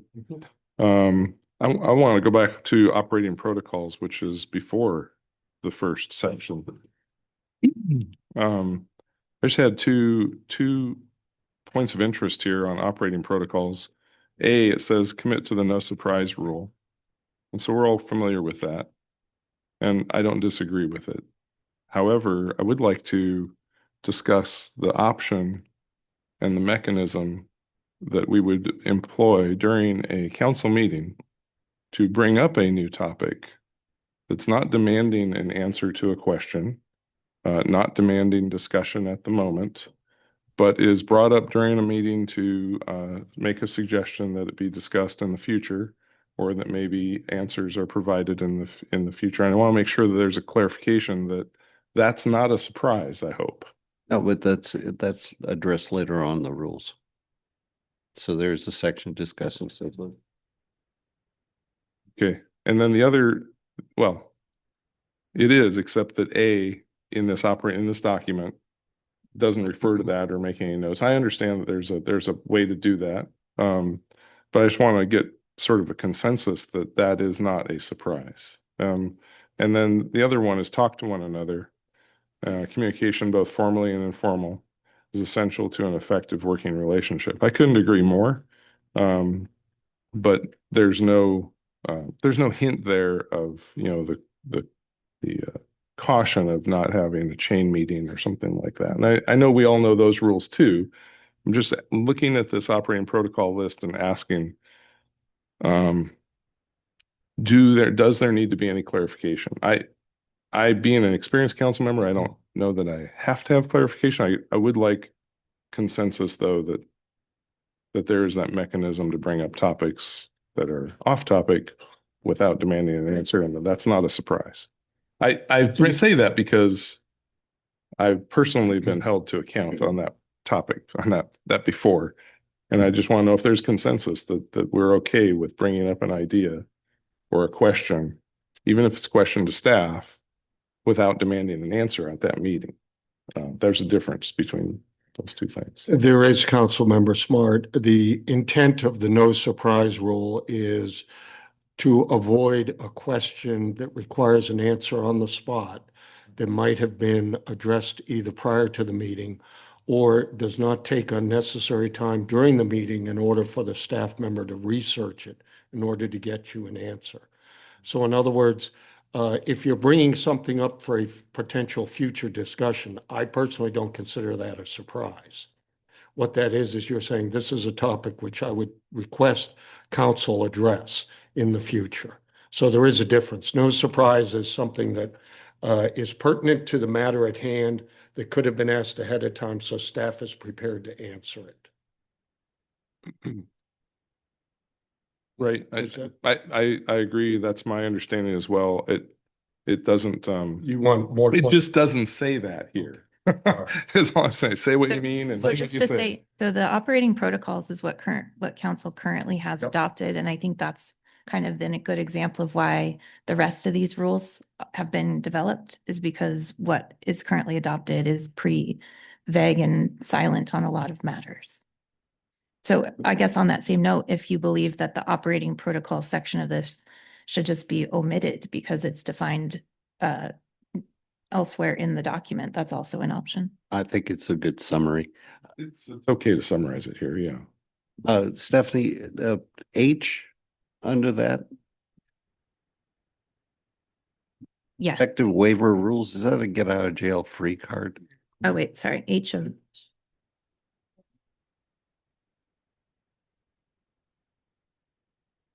Oh, and entered. Oh.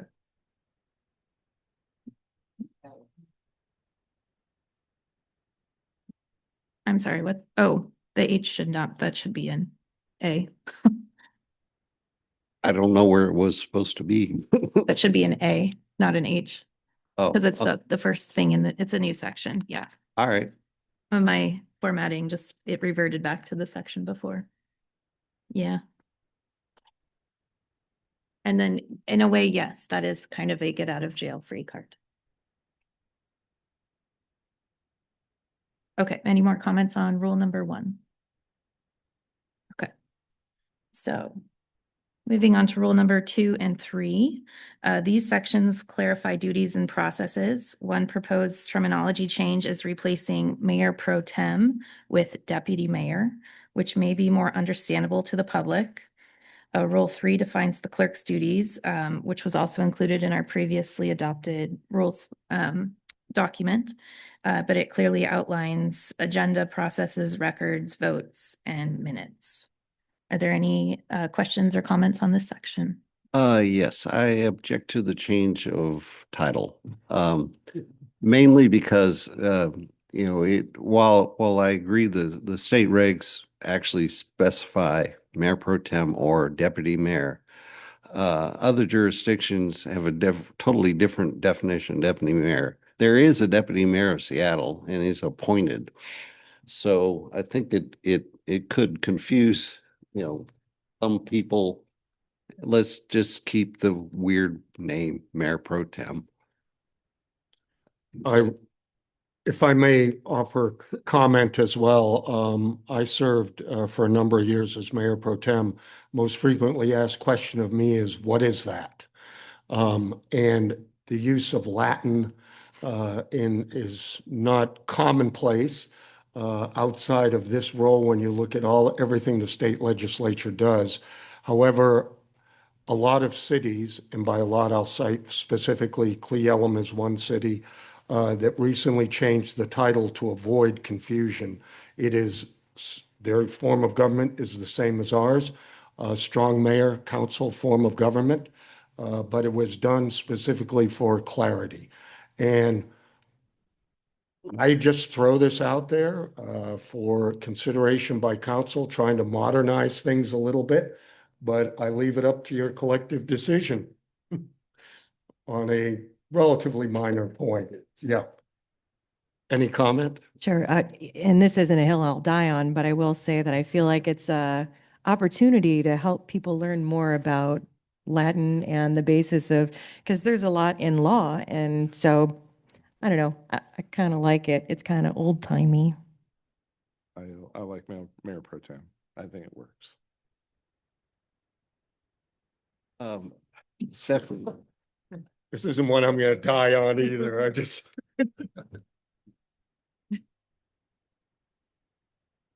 All right. Well, So it I've sounds got a like general I consensus. got here. the idea that we're leaving it as mayor pro tem, so that will Yep. be adjusted in the. Well, that's one less change staff has to make. Yeah. There you go. I hate to regress, but in the previous section, there was a little point that I wanted to make. I found a highlight I put in. It's back just above H in the executive session.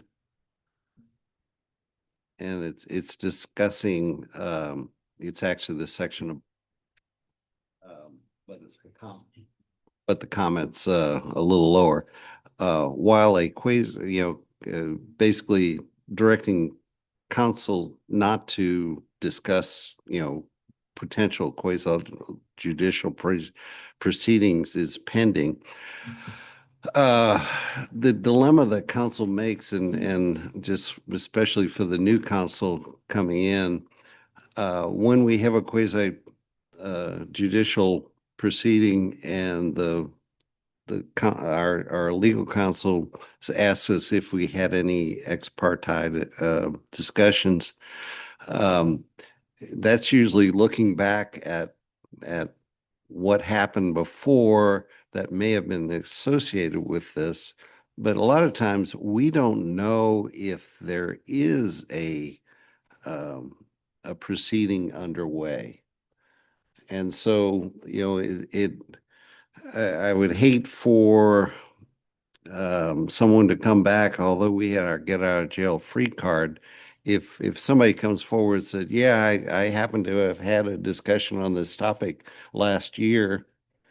And I didn't look real hard at the words. I was looking at mostly the comment.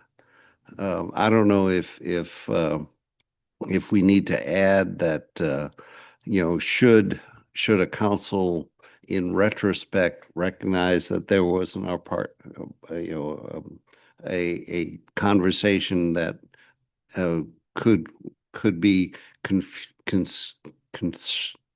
confused or considered an ex parte communication, they would basically abstain from the vote. I actually am wondering, would it be easily fixed by saying during the pendency of any quasi judicial proceedings, no council member may knowingly engage in ex parte communication? I think the intent of this is saying that if it's known that it is, if somebody says, hey, I have this thing that's coming before you, that the direction of this is to say council will not engage. Right. No, and that's. And I think that it gives I say the exemptions, but basically if someone does approach you and then you later find out that, oh, I didn't realize that that's what that conversation was about, then the expectation is to disclose that when our city attorney is reading the pre-hearing questions. Right. No, and that's why I'm just saying maybe it would be good because this is written down. I feel like it could always be brought to a court of law, but if we allow for reasonable understanding of just saying no council member may knowingly engage, that would kind of cover that. And I think make some people feel a little bit more comfortable with it being in there. Is that accurate, Mayor Pro Tem? Well, I'm thinking of putting it as something in the beginning. I mean, you're stating those are statutory words, correct? That we can't change them, but in the introduction, we could put where it says, notwithstanding the request of the mayor or council members, council may participate in proceedings unless unknowingly having, or something in that part of the section addressing, by God, I did talk to Joe and it was on this subject and I didn't know he was actually applying or something of that nature. So that's all I'm getting at. So that if you do abstain because of a conversation before, somebody doesn't say, well, you violated RCW, etc. But this RCW is interesting in itself because it's the appearance of fairness, correct? So even if you maybe you had a conversation with the applicant, but it was about the weather, someone could still challenge. And so I think adding the knowingly is helpful. I mean, the intent is just basically if you think or someone, it gives opportunity for someone to challenge and then the process for removing yourself. Okay, thank you.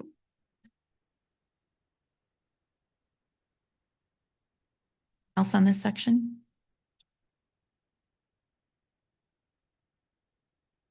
All right, here's an exciting section. Remarks and debates. This is a new consolidated section focused on city council meeting professionalism and efficiency. It addresses use of electronic devices, decorum, side conversations, interruptions, and procedures when rules are violated. It also proposes a 5-minute speaking limit per turn during debate to keep discussion moving while allowing all members an opportunity to speak. And this is one of the things that, this is actually adopted from a different council, their adopted rules. And so that's where this guidance is pulled from. But are there any questions or comments on this section?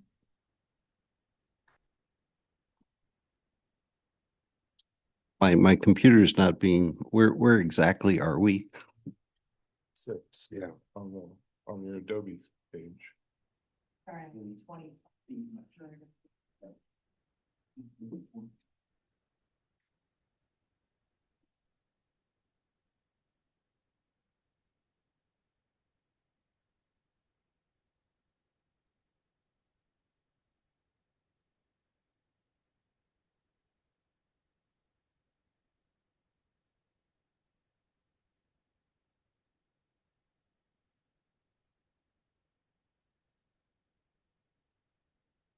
Yeah, my one comment was on H. And that's where we have the 5 minutes. You don't have per round or something of that nature. I guess that's what it's not intended to. And we had implemented a number of rounds, didn't we? Not formal. Not formally. Informally, we said 2 rounds of debate, but do we want, or if we just put in per session, per round, per comment? My desire here is, as our city clerk pointed out, is really just to keep the business moving.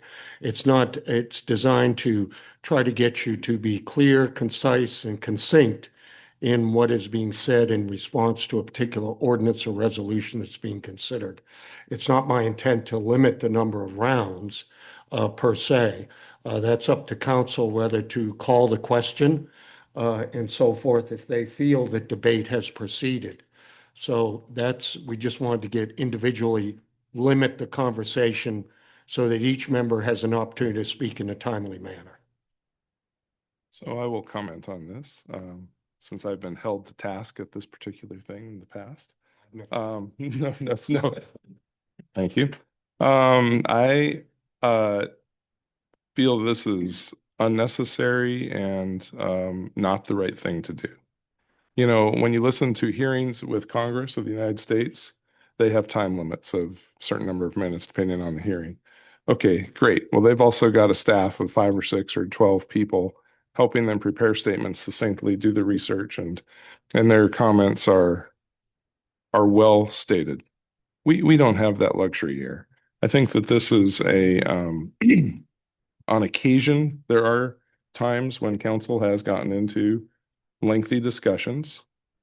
I, for one, appreciate those. I think our public citizens appreciate those. They get to hear the reasoning behind our decisions. I think that if there's what is the actual issue here? Certainly, someone speaking for a long period of time does not prohibit other people from speaking. What prohibits continuing discussion is that we all want to go home by 8:30 or 9 o'clock. If that's the desire, then let's make that rule and just say, look, meetings aren't going to go past 9 o'clock. And if we're still in the middle of discussion or haven't finished the agenda, we'll take it up on the next meeting, or we'll hold a special meeting the following week if necessary. But with limiting the amount of time any council member present or in the future can speak doesn't seem like it doesn't serve the purpose of what I envision council should be, which is a meeting of the minds, the ability to have discussion, to explore creative solutions to real problems, and to really tap the intellect and wisdom of the people who have been elected to this board. So I'm not for it. And as you can tell by my 1 minute and 15-second discussion there, I'm probably the biggest offender, but I don't speak in 3-word sentences. See spot run I'm way beyond that. And I like conciseness, but let's not limit ourselves on Well, purpose. no, but it's each time, John. And that doesn't limit you. It just says someone else gets to speak after 5 minutes and we'll have sharing. That way we don't end up with a filibuster. Because this may not be the council we have the whole time, correct? I don't know that I've ever seen that happen in 15 years. No, but we haven't yet. Maybe we have. I'll have to go back in my memory of certain council members we had that was, kept going. I don't know. I think because there's already a rule called calling the question. And any council member can propose that at any time, right? we aren't reducing discussion. We're just saying you only get 5 minutes at a time.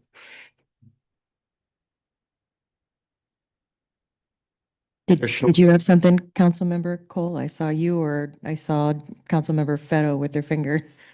You go first. Sorry, Go first. I was actually just going to reiterate the call to question thing. I am definitely of the opinion, also, as you can tell from the way that I speak sometimes, that I do want to make sure that we have all of the discussion as necessary, but I do agree that we should allow for the 5 minutes, mostly just so that we allow people to take turns, because we do have that call to question where at any time, a council member could call to question, and then we would vote on whether or not we would continue debate or not.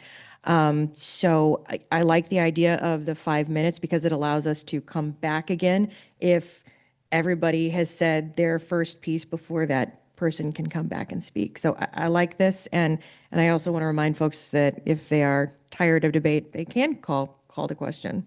I don't like it, but it does exist, and we use Robert's rules. Councilmember Cole. Yeah, I guess for me, you guys don't know. Can you hear me now? Like I say, I think for me, this is probably in the new guy doesn't know what he doesn't know department, but I would be curious as to how big an issue is this? How has this been a problem in the past or to any degree? Are we just trying to anticipate trouble and maybe head it off at the pass? I will add this comment that it's a proposed process to keep things moving, to make sure every council member has an equal opportunity and equal time to speak. I would say I don't intend to take up 5 minutes of time. I can't talk that long uninterrupted. But I don't like the idea of a lid on it if I need to more than 5 minutes. I at least want the ability to be able to circle back and pick up where I left off after the break. Yeah, and this rule, once again, is not intended to limit the number of times you can speak, just keeping each oration to a 5-minute limit. Councilmember Fetto? Yeah, I was just gonna say just that. This isn't 5 minutes per item. This is 5 minutes at a time. And the call to question, I would say, would only be used once everybody has the opportunity to speak. And by putting the 5-minute limit, that gives everybody an opportunity to jump in, share their thoughts. And then if council comments continue on for an extended period of time, then we have the ability to call the question. Again, I can't think of really any time in the 8 years I've been here now that this would have limited somebody. But it certainly does. It certainly will allow, in the event that we do have, circumstances come up that this requires, we have a lot of debate, at least allows everybody to get their time in. I have an additional comment on this general area, and that is that in the past, the mayor, who's meeting in a council meeting, it's not his or her meeting, they're presiding over the council. And what has happened in the past is that the mayor has essentially called the question and cut off additional debate, comments, or discussion. And I don't want to see that happen again. That's closely related to this, and there's nothing in these protocols that direct the presiding officer to provide that grace, if you will. Actually, I don't think the mayor can call questions. I know they Yeah. can't, but what I said is they, for all intents and purposes, have said things like, this will be our last comment. I don't want that to happen on this council ever again.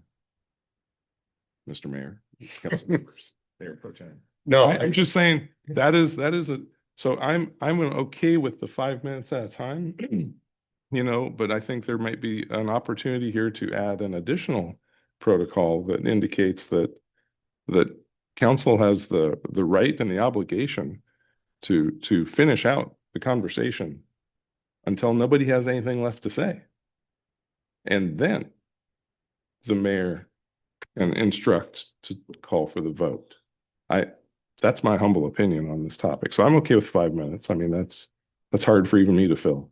But what I don't want to see happen is the conversation quelled. Unless there's some sort of, like, let's take this up. We can always table the topic and discuss it further in the future at another meeting. So we have that option as well.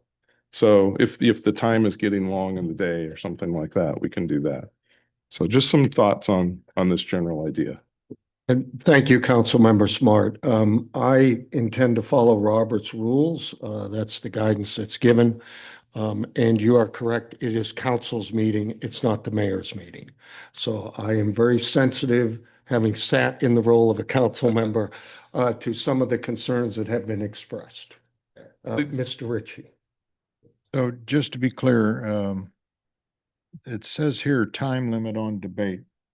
And I think that the point we're trying to get across is that there's no time limit on debate, nor should there be, because that's our job. The debate is our job. And so to that end, you know, if you want to keep the discussion moving, that's one thing. But I don't think that there is any time limit on debate. And you are correct, Councilmember Ritchie. It is up to council to decide when debate has ended, through calling the questions and, you know, that type of procedure. Go ahead. But I think the second sentence probably confuses the issue. Let's delete that second sentence. It appears that that is a true time limit. That one, it says that because it goes into not allowed to transfer their speaking time to others, if they speak for less than 5 minutes, unused cannot be reserved for later in the debate. If somebody speaks for less than 5 minutes, then that might mean that if it comes back around, then they couldn't. It implies that 5 minutes is absolute. Yes, yeah, yeah, So we don't intend for it to be absolute. right. So let's delete, that's where the problem So is. the purpose of that second sentence is to say, so you speak for 2 minutes the first round, that doesn't mean that then you get 8 minutes the next time around. And that's in it, or it doesn't mean that, you know, if Councilmember Moran speaks for 2 minutes, that then Councilmember Spark gets to speak for 8 minutes. So why not just have language that says that just says, no council member may speak for more than 5 contiguous minutes on any topic. Well, that's sort of what the first sentence says. Is it?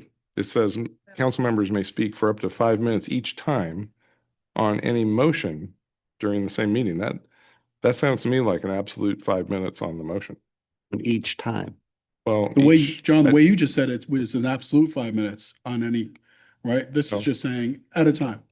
contiguous, meaning that you can't speak for more than 5 minutes at a time.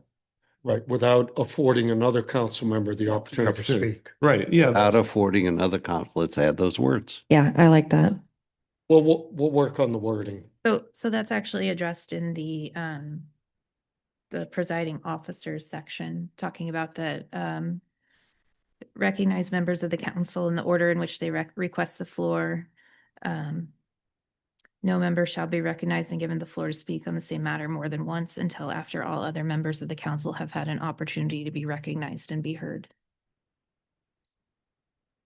So that's the Well, equating. So it's basically that you request to speak on a motion, you get 5 minutes, and then every other member of the council have the opportunity to speak for up to 5 minutes. And then the next time around, if you will, you would have an additional 5 minutes. It would just it's a round robin, basically. yeah, and I'm in agreement with that philosophy. It's just that that's not exactly what this says or can be interpreted in different ways. So I think we need to work on the wording. All right, I will, you're referring to H, correct? To H, yes. And I, like I said, I'm okay with the philosophy here. I just think that the words are confusing. If it's good with the members, I will work with Stephanie on the language to clarify these points.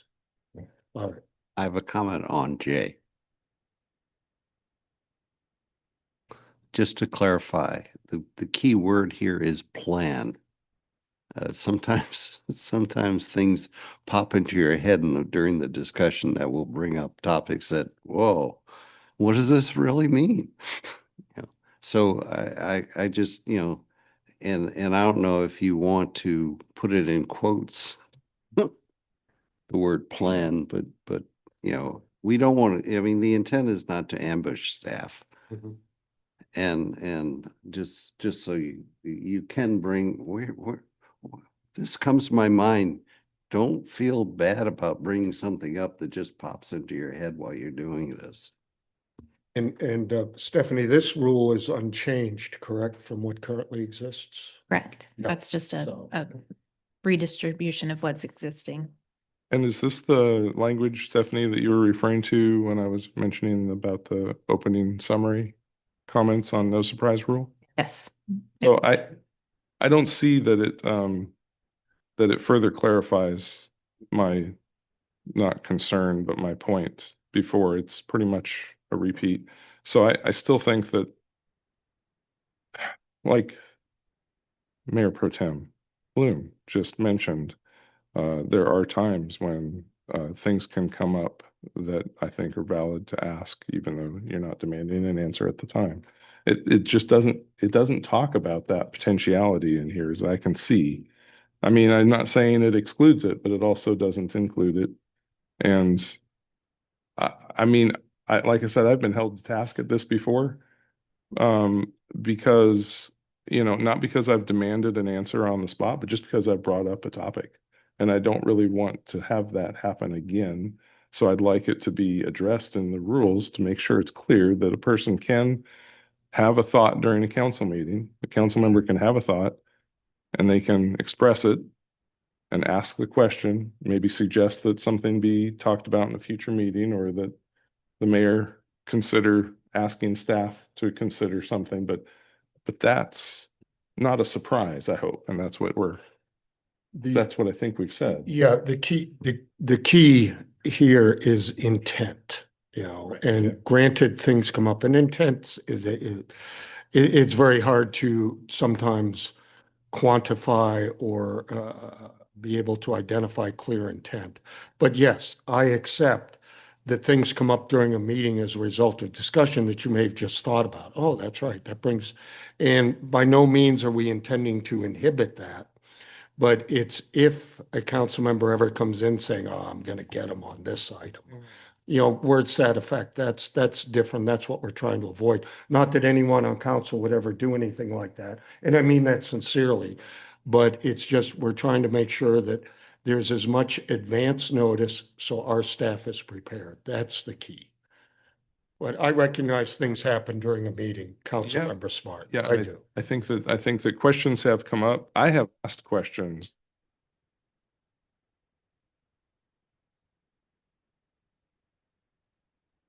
And it's not been accepted lightly. In other words, it's been verging on surprising them. And I'm like, no, I'm not surprising anybody. I mean, maybe I am surprising you with the question, but I'm not demanding an answer. And there should be no negative connotations to that action of asking a question that you're hoping to have answered in the future. I'm certainly not trying to put anybody on the spot. I mean, I go to meetings at work too, you have your preparation, you have your materials. And I've also worked with the military a lot, and the common response is, I'll be glad to get that information for you in the future, sir. Right? Mhm. And that's all I'm asking, to make sure that we have that mechanism in here and that this doesn't get blurred with that. Understood, and I totally agree with you. And I don't know if the words need to be changed or not, but I'm glad for the consensus. All right. Yeah, it is 11:30, so I think at this point we will pause because it is photo time and lunch time. We will reconvene at 12:30.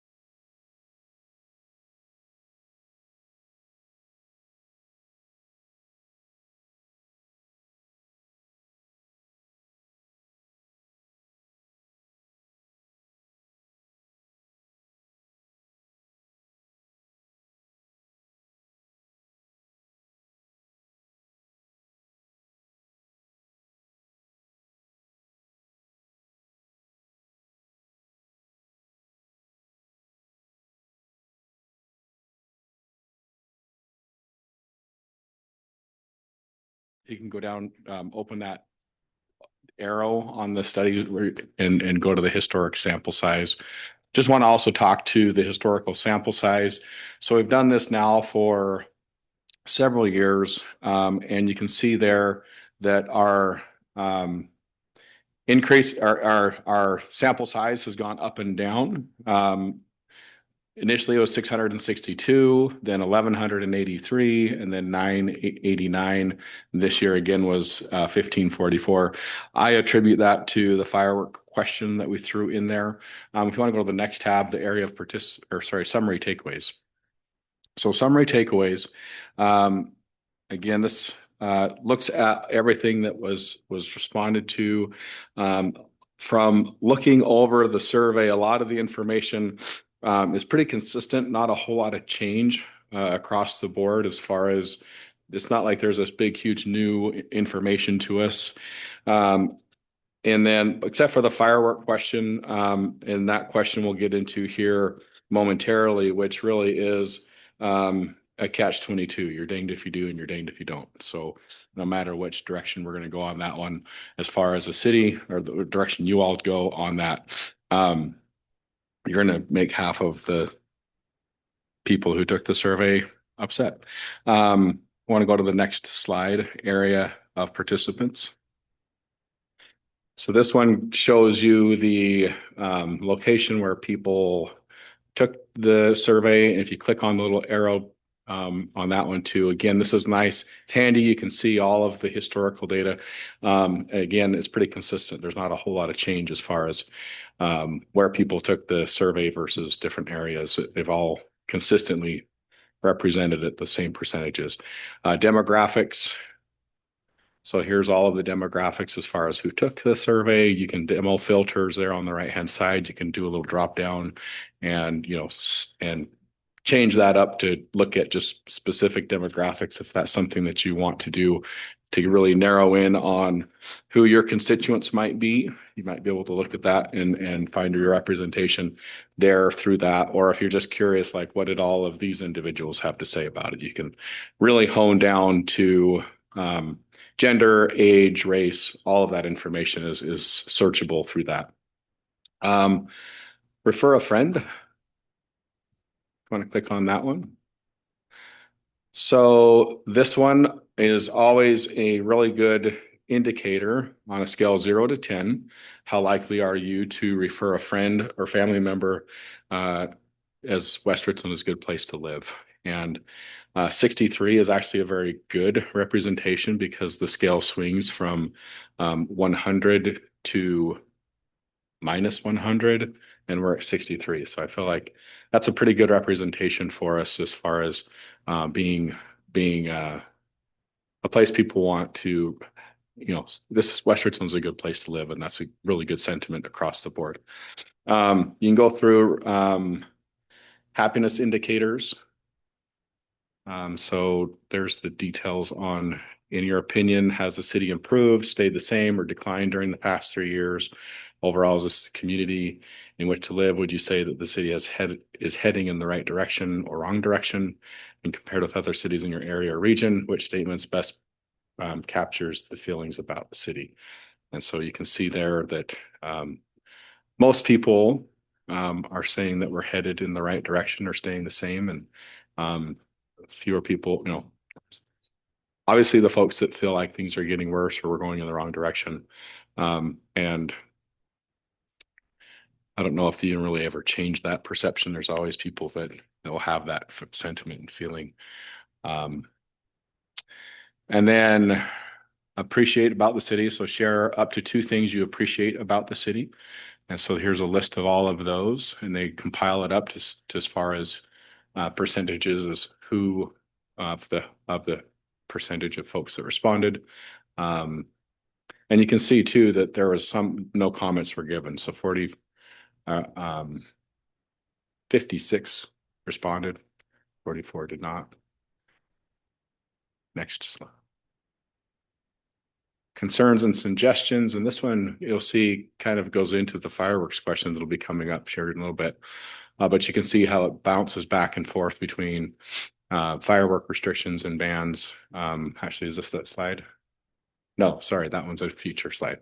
But here's future concerns and suggestions, firework restrictions. Obviously it was a pretty hot topic. And then traffic, want more restaurants, family activities, rapid growth and loss of small town rural feel. Now I want to just put a pause on that one for a minute. And Stephanie, if you can go, what I did is and you can pull out your phones and do this query as well. But I did 2 queries using AI search on site selection requirements for retailers and site selection requirements for restaurants. And if you go through the analysis that these different businesses look at, a lot of what they look at is how many trips, how many cars are driving past that site when they're looking at a specific site, and what's the density within a certain radius. And so those are huge factors into what brings new retail and what brings new restaurants. And so what's interesting though is if you look at the survey, people say we want new businesses, we want the retail, we want the restaurants, but we don't want the density. We don't want all of that coming into town. And you can't have your cake and eat it too. And so some of the things I'm going to be looking at is how can we best communicate out to the public what that means to them, and how can we best plan and respond to growth.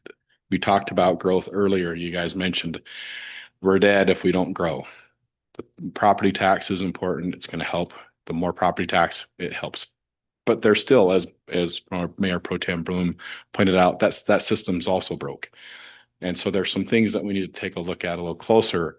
But how do we manage that growth? What are some things that we can recruit and bring to our community that will benefit us in a way that gives us the best bang for our buck, so to speak, compared to other businesses and whatnot? So those are going to be some things that I'm going to be looking at this year and having conversations with council about. But I just wanted to bring that up, that is a constant response that we've been getting over the past 4 years when these surveys is we want more restaurants, we want more retail, but we don't want more people moving into West Richland. And that is a catch-22 situation. You can't have one without the other, and you need the one to have the other. Otherwise, the calculation's broke. It doesn't work. All right, let's go to the next one. City amenities. Again, look over the city amenities below. Which two should the city devote more time and resources to enhance? And so here's the responses that were given. And again, you can look at the historical information there. Stephanie, if you want to just show an example of that for us, that'd be great. You can see changes over time. It doesn't seem like there's a ton of change over time. As you look at the statistics of that, there's not this huge, 5% or 10% change. It's all within that 2.5% variable that the survey provides. City benefits. So look over the city benefits below, and they give them all of these criteria to pick from. Which two are the most important you feel the city to support and encourage? And so here's a list of all that the residents felt was most important. And there's the historic data as well. And again, I encourage council to dig into this survey. I will email it out to you, the link, so that you have it. And Stephanie is going to be also providing a link to it on our website for residents to go through as well. And then growth and development. Look over the development growth issues below. Which two should the city devote more time and resources to enhance? Ensure infrastructure can support the growth. Water, wastewater, drainage. Ensure public streets and roads can support growth. And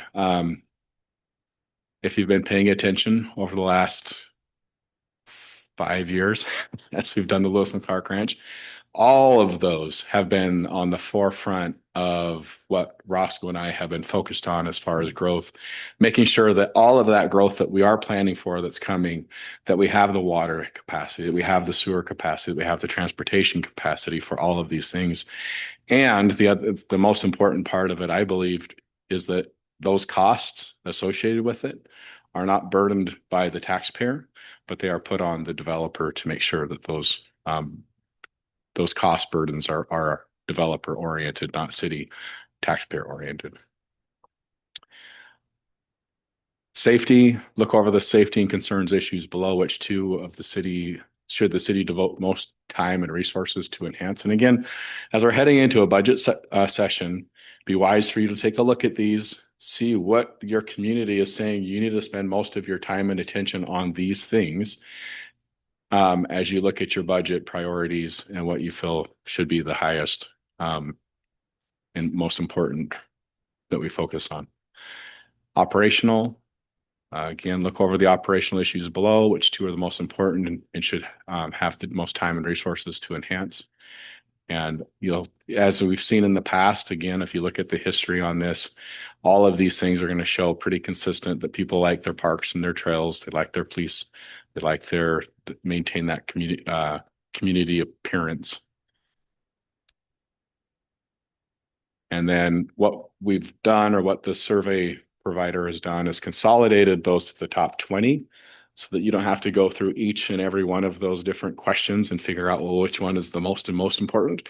We said, okay, out of all of those that you've picked from, of these 10 issues, which are the most important? Which are the 4 most important to you?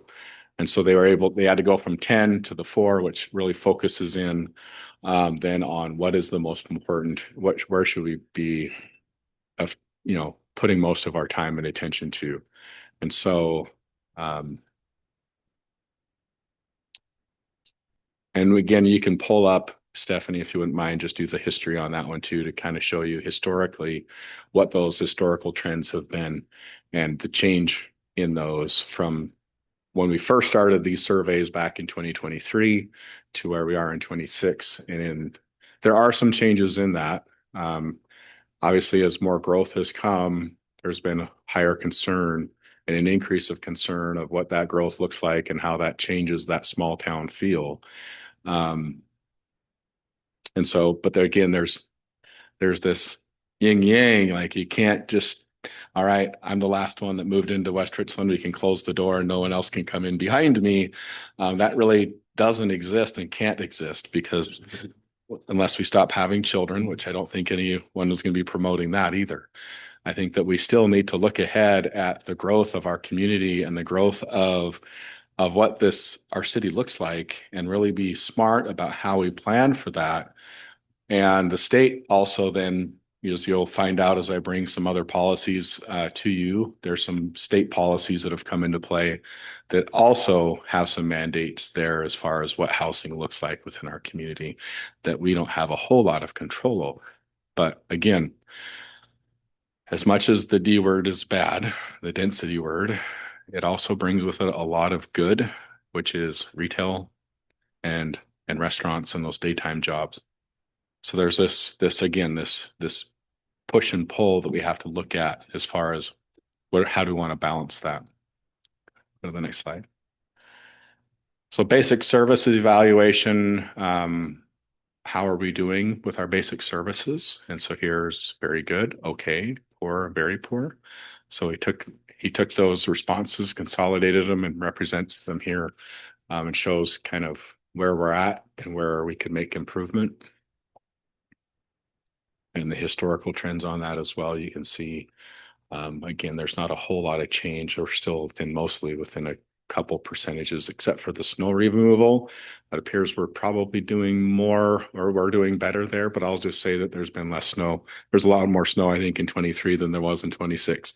So it's not for front of mind problems for individuals for these recent surveys. And then employee contact. Here's those who have had contact, where you rate there as far as good experiences versus bad experiences, and kind of shows police department's doing fantastic. Those that are complaining are probably wearing silver bracelets or something like that, or had issued a ticket when they didn't feel like they deserved one. But that's just part of that game. But then there's the other representations there, and where we all stand and represent. And there's historical trends on that as well, if you want to take a look at those to see where where we've been. I will say on that there's probably fewer contacts that people have with certain staff. I mean, police department, you may have more contact with them. Residents may, compared to, for instance, my staff, or the mayor. So just keep that in mind too, as far as the number of contacts that were had. And all 1,544 didn't come up and have a conversation with me or probably you last year. But so don't take it for the data that's being represented there, I guess is what I'm trying to get at, is dig a little deeper there to really try to understand that. I know how the only comment I'll make is that both the mayor and city council are not popular based on what I see here. But you've only had 117 days in office, Mayor, so Yeah. I'm not sure that this survey is representing you or the past mayor. I Right, don't know. or the past council. Or past council, true. But again, keep all of that in mind as far as because you see in this slide, the sample sizes of the 1544 that took the survey, only 753 commented on anything more to say. We do give them that option, and this is not just a selection that they can pick from. What this does, if you go, so you've got all of the details here, and what Ron did for us is he pulled all of the comments that were made and grouped them into what you see on the last slide, into just more like ban all fireworks, opposition to high density, manage growth with infrastructure, government concerns, transparency, police. So all of those concerns were provided and grouped in that slide that you can see there, or other comments is the 1%. But you can go through each of those, read through those and have a good understanding. And you can, like Stephanie's showing you, you can, if you want to just look at those comments that were on traffic, you can filter that out and look through those to read through and see what they're saying. And we don't filter these. So if they say something, I've had a survey once say that I was a corrupt person because of whatever interaction I had with that person. They didn't like me. I have got many targets on my back. But we don't filter those. You'll find all of those comments in there. We're not pulling those out. We want to be transparent with you and transparent with the community that, we want to share actual data. I'm just curious. Sorry. I'm just curious because there are some of them that have multiple things. So when we're looking at the percentages, is it that it could be included in multiple things? Because I saw ones that had several things that it discussed in it. It was very long. I'm wondering if it would fall under, like, it spoke about fireworks and it also spoke about a few other things. Would it fall under each of those individually? Okay. Yes. Yep. Filtered for X-rated? For X-rated, but I'm sure that if they wrote things that are horrible in there, that they're still going to be in there. I don't think we actually filtered those out. I think what Stephanie filters out is like maybe images and stuff people send to you, or I don't know. But we didn't filter anything out at this point in time. If you're concerned with that, I'd be happy to read through them and see if there's something of concern. Stephanie, you want to go to the next slide? City perception. So again, what are people's feelings on the city, sense of safety, quality of life? Are we doing good, very good, okay, poor, or very poor? It looks like on this one, value of service in relationship to property taxes. I think it's showing poor. I would probably respond to that one with, I think we probably need to do a better job of PR on that to show people, because, I had Mr. Cole, Councilmember Cole, did a great job here just a month or two ago when he brought his tax bill in and saying, hey, educating the community, look at your tax bill and look how much the city's portion of that pie really is pretty small. So I think maybe some PR is necessary there to help educate the public and help them understand that, yeah, your property taxes may be higher than you feel they should be, But look at the city's proportional share of that property tax is very small compared to what you're paying to the school district and other districts within on the tax roll. So if they're feeling that way, again, I feel like it's probably just that they're not educated on what that property tax for the city's portion is actually doing.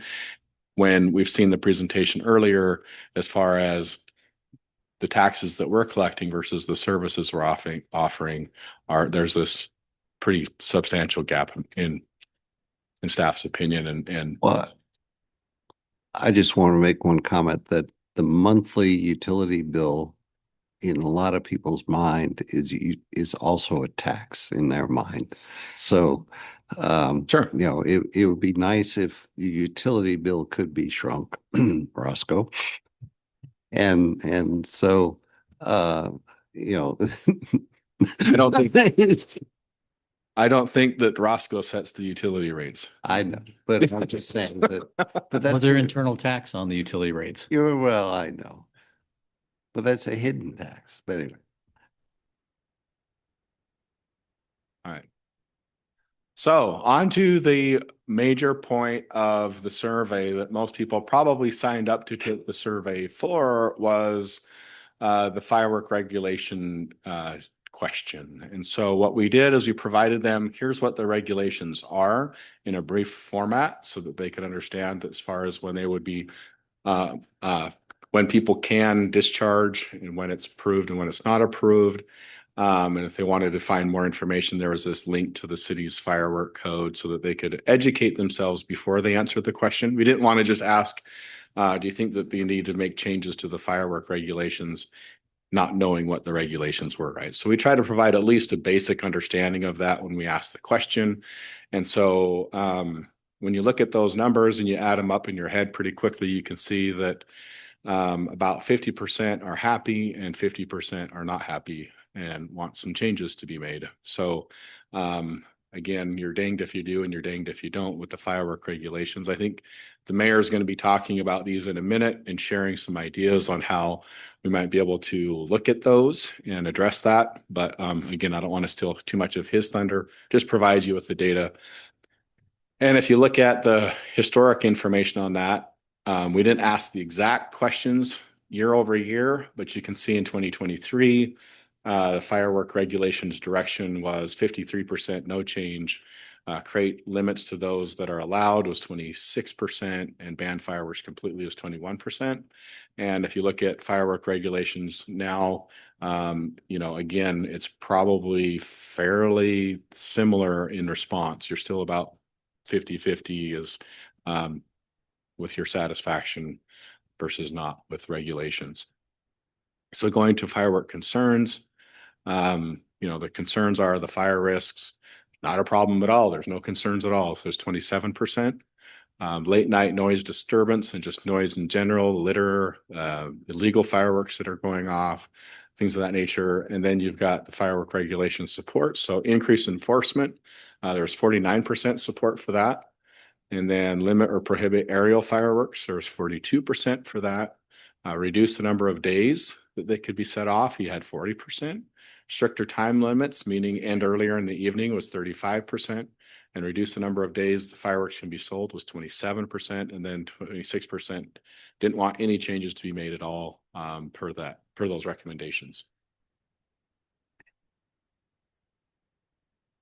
So again, allowing people to just provide a space for them to write their essays on the firework considerations and be able to provide their opinions and feedback to us on that. And then we just summarize those and put those up on a illustration there for you. So again, it just bounces back and forth as far as no change, you know, make some changes. There's concern with fire risk, keep the rules, enforcement is insufficient.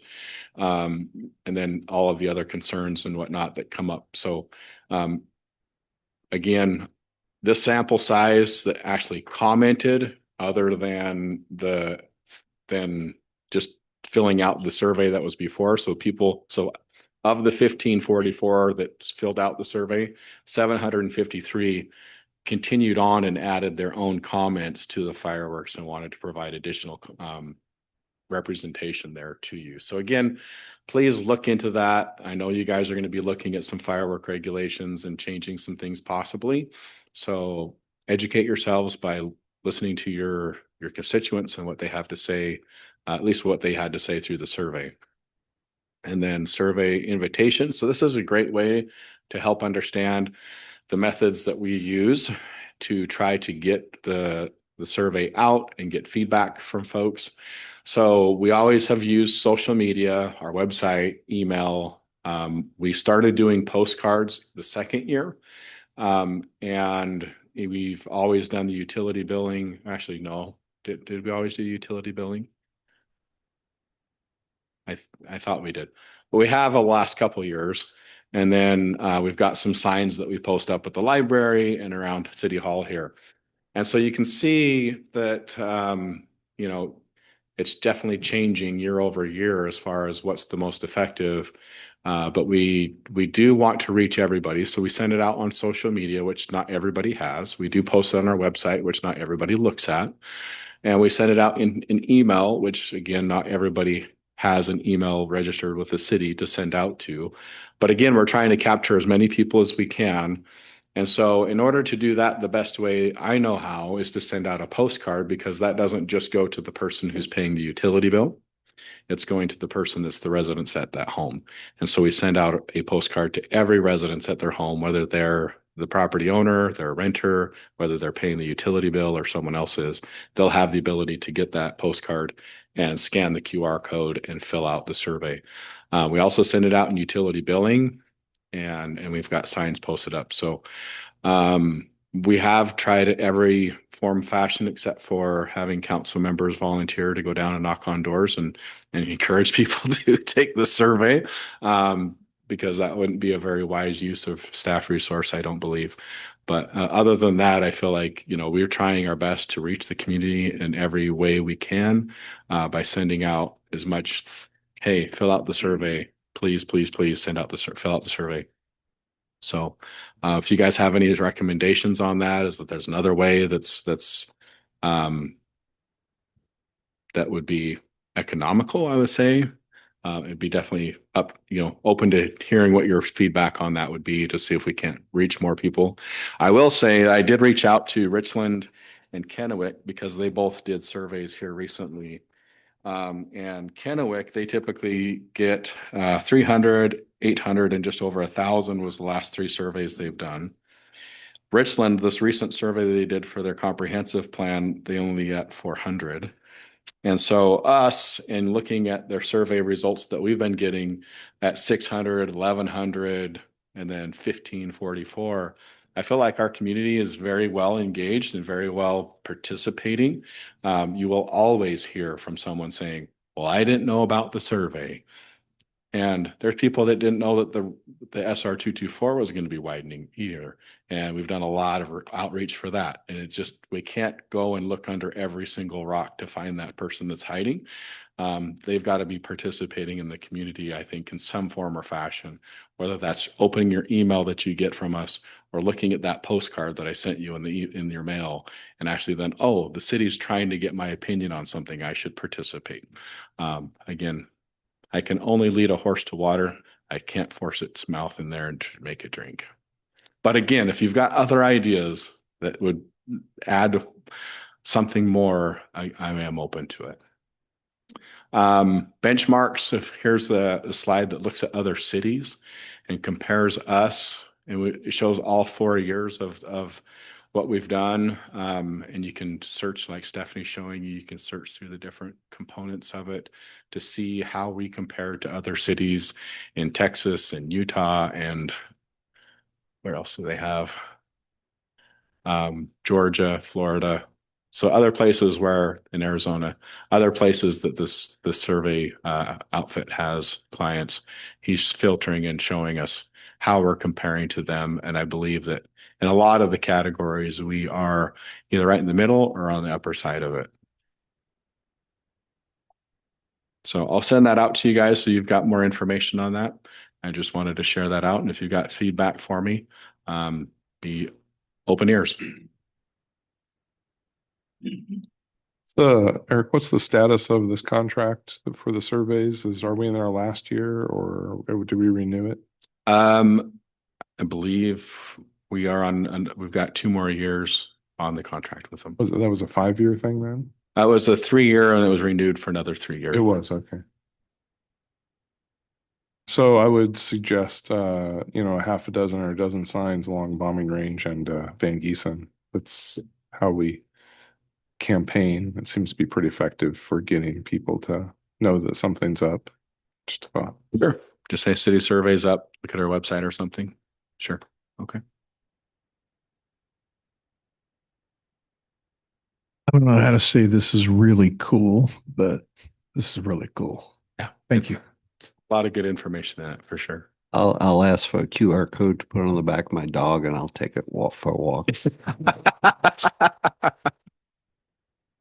I'd be very curious to see how many people sign in that way. That'd be very interesting. On the back of your dog or the front? Or is everybody looking at your dog's butt? No, signs on the side of the dog. Oh, the sides, campaign. okay. Eric, you mentioned that you had talked with the other Tri-Cities or sister cities a little bit. And I think we've talked in this chamber before about how part of the challenge we have is not just our town, but their towns and the difference in the laws and expectations that we have in the different cities. And so was there any discussion about how the different sister cities can coordinate better such that we don't drive everybody out here to set up their illegal fireworks in West Richland? Those questions I had about surveys and whatnot had nothing to do with fireworks. So I have not talked with the other jurisdictions about their firework regulations and whatnot. Fortunately, the mayor has not tasked me to redraft or do anything with the firework code. I'm going to defer that one to Mr. Chief Fry and let him carry that since the mayor's given him some direction there. But, and again, that's going to be up to you guys. I'll let you work through that, but you have information in front of you now. My job was to gather some information on fireworks, ask some questions from the residents that would inform your decisions that you will make. That will also feed into the budget. All the rest of the questions are more budgetary questions, like where should we be focusing our attention and time on the budget. So Eric, on this survey, I know in the past we had issues with potentially having some fake inputs or some replicated inputs, and like the survey manager had, I think he took like 90 or 100 surveys off the docket because they didn't look valid. Anything like that this time? What's it? I can ask. I didn't ask him what that number was. He does filter through so that there's not the same IP address over and over and over and over and over again. I think he does take into consideration that it might be a home computer, so you and your wife might be filling it out, or you and your significant other, or even you and your adult child. Children, yeah.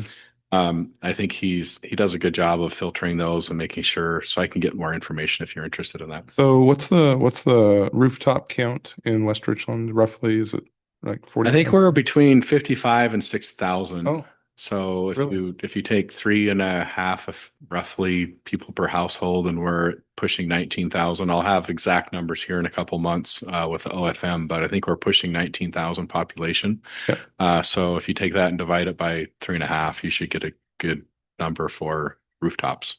Yeah, and I just wanted to point out just like we do with when we have elections, the number of respondents to the survey versus the actual number of folks that are paying taxes. Sure. Yeah, this has a 2.5% variation or whatever that is. I did a room, yeah. Yeah, statistical margin of error is 2.5%. So if you look at the representation of how many people filled it out, it's a pretty good representation of our city if you were to statistically look at it, right? So. Any other questions for Mr. Mendenhall? All right, then, council, we got a couple minutes before a scheduled break. So What I'd like to do is I'm going to skip ahead just a little bit. I will address my thoughts with regard to fireworks with you after the break. But for the next few minutes, I just want to recap a couple things that we've talked about today. Our main focus for the next several months is, of course, the budget, putting together the 27-28 budget. And we will have a number of workshops, as mentioned, for that. We talked briefly about the strategic plan, the strategic focus areas and objectives.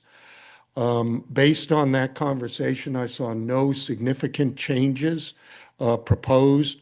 However, in the future, and in the future, I mean when the budget work is done, I wish to engage City Council for that topic as well.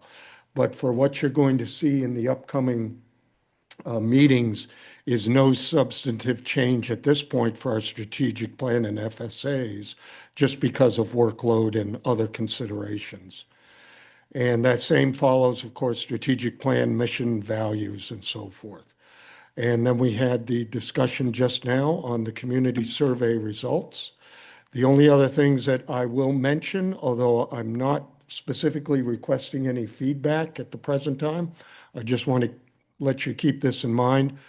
We talked about the Transportation Benefit District, of course, for the 0.1% sales tax. We talked about public safety for 0.1% sales tax, and we talked about admissions tax, which you can all will get further information on as we move forward. What was very briefly mentioned but not further discussed was another aspect of a transportation benefit district, and that is car tabs. I think was briefly mentioned possibility of a $20 per vehicle car tab. I'm not asking for any council input or feedback on that right now. The city of Richland did impose that several years back. However, they rescinded it, just for everyone's information, and in its place established the 0.1% sales tax. But should the topic come up in the future, I just want to give you a heads up that that is a councilmanic option that council can consider. And what we didn't talk about in any depth at all is utility taxes. We currently have taxes in place on our utilities. Once again, I'm not asking for any further discussion on that at the present time. Just want you to be aware that utility tax remains as a potential area for change, be it positive or negative, whatever council decides to do. So with that quick summary, if there aren't any other questions at this point, we will take our break. And then I would just, when we come back from break, I do have a guest here, Chief Paul Carlisle, Benton County Fire District 4. I'm going to ask him to just come forward at one point and give a very brief discussion as well with regard to the work that Benton 4 does and mutual aid that our area fire districts provide to us, particularly during high call periods, which include the 4th of July. So you can anticipate hearing a few words from Chief Carlisle as well. And with that, we will take a break and we will continue at 2:30. Thank you. All right. Good afternoon again, everyone. It is 2:30 and we have essentially one item on the agenda that's still remaining, and that is start an initial discussion with regards to fireworks. I appreciate the results of the city survey. As we all saw, they show the topic of fireworks. There are mixed opinions across the city with some approximately half the population thinking everything is okay the way it is, and the remaining half of the population not so happy with the way things currently are.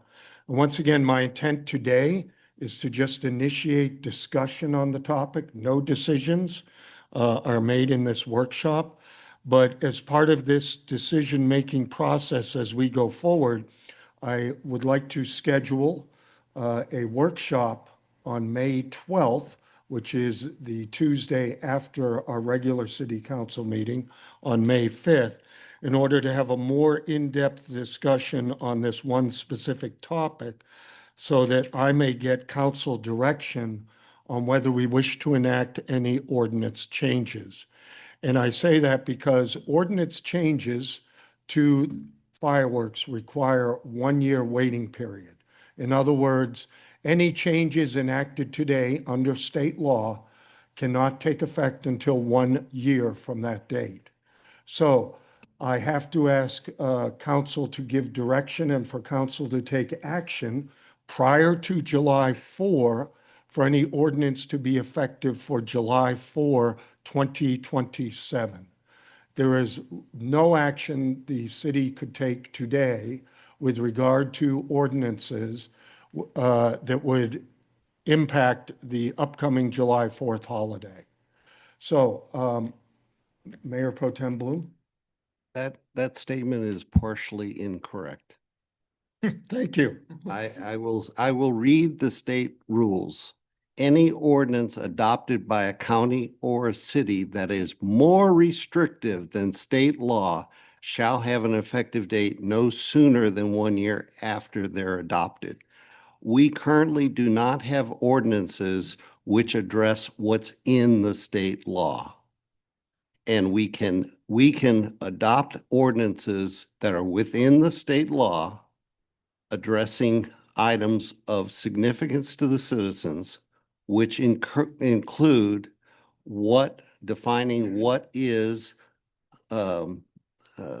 reckless discharge of fireworks, that's in the state law, as well as obstructing fire response vehicles. It's in the state law. It's in RCW 70.77.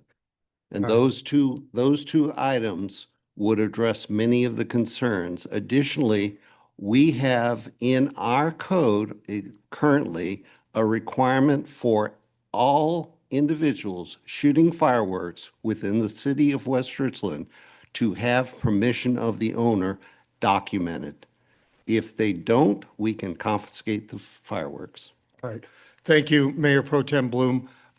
We will consult with our city attorney because there are differencing opinions on what the RCW says and how we can change it. But prior to the workshop, we will get a firm opinion from our city attorney.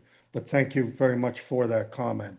My intent today is really to discuss some ideas so that we can approach our May 12 workshop with council having some ideas to what they want to change and how they want to enact change. And if in fact we can enact change sooner than that and council decides to do it so that it takes effect sooner than July 4th of 2027, that is council's decision and we'll follow it. So we will seek further legal guidance on timetables involved and also during our workshop consider specific changes. But these are some ideas that I wish to put out for council's consideration. We can certainly limit the number of days of sale. Currently, we start with the state law, which allows them, I believe, on the 28th of June. So one thing council may wish to consider is limiting the number of days that fireworks are available. We can also limit the number of stands. That is another option. Last year, we had 16 fireworks stands. So we can certainly, within our purview, limit the number of stands. We can also limit the days of discharge. Currently, our ordinance allows us to discharge fireworks on July 2, July 3, and July 4, as well as New Year's Eve. Personally, I see very little fire activity on New Year's Eve, usually due to the weather, but 3 days of fireworks are allowed under our current ordinance, although the state law allows even longer discharge periods. So those are things that could be changed. Permits could be issued for personal use and discharge of fireworks. There are provisions that allow that to be established. The city of Zillah is one city which has implemented permits necessary for the residential discharge of fireworks.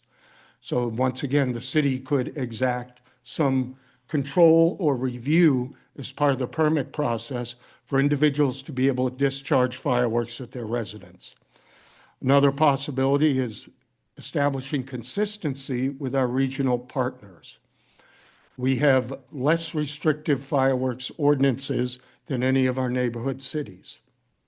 There has been a push in the past to try to get uniformity among Richland, Kennewick, Pasco, and us, because we have seen, and this is true, individuals will come from other cities, find places to discharge fireworks in our city, vacant lots or other areas that are not necessarily restricted per se or limited to city parks, but where development's taking place, cleared lots of land that they might go out, discharge fireworks at. So these are all options that the city council can consider. And as part of that, also an educational process. Education might be one key to help resolve some of the issues with unintelligent fireworks discharge. I'll leave it at that. And there are other measures that can be taken. But before I continue any further and open it up for further council discussion, I did invite Chief Carlisle here because I think an important aspect of any approach to fireworks safety is realizing what our city resources are in order to respond to fireworks emergencies. And Chief Carlisle was gracious enough to give a presentation after the last 4th of July. I think it was in September when he gave the presentation. But I've just asked him here because there are some additional concerns that I wish council to be aware of that may be important as you deliberate this subject. And they deal specifically with mutual aid that we've traditionally received from other jurisdictions. So Chief, if you'd care to take the podium, that would be great. And I'll pass out your informational sheet as well. Good afternoon, Paul Carlisle, Fire Chief of Benton County Fire District Number 4. As Mayor Brink said, I did give a presentation last September regarding fireworks and what our response looked like at that time. This document that's going around, I apologize, I don't have it for everybody to put up on the screen, is a slide that's out of that document. And this represents all of our runs that we had from the evening of the 4th into July 5th. And what was there. And the reason I wanted to talk about this is our automatic and mutual aid agreements and what Benton 4 has been put on notice of this year and changes for responses to that. So there's 2 prongs on this. One's automatic aid. That means that the 6 fire districts here in Benton County, the 3 cities or the 2 cities in Benton County, including Pasco, Franklin 3, and Walla Walla 5, have all signed an agreement that says the dispatch center will treat our units like theirs and automatically dispatch to a neighboring agency, or we can receive a unit from a neighboring agency in the event we don't have enough units to go on that call. So for example, if I have multiple calls happening at the same time, I have no more Benton 4 units, the dispatch center would automatically just send me somebody else's unit. There's the other side of that, which is mutual aid, which is going to be all like North Franklin County, the 5 districts there, Connell, and some other neighboring agencies. It says they're willing to come play, but we have to call them first and see if they're available. So typically that's something that the dispatch center would do and make that for us so it's seamless as we're out in the field, and they're trying to do that in the backside. The reason I want to talk about this and why this slide is a little different is I've been put on notice by the neighboring fire chiefs and other agencies that they are not going to give us as many units over the 4th of July anymore. Basically, we broke the system last year. They sent us some of their trucks to use, and I ended up holding on to them for 6 hours because I didn't have enough units out here. And it impedes their ability to respond in their own areas.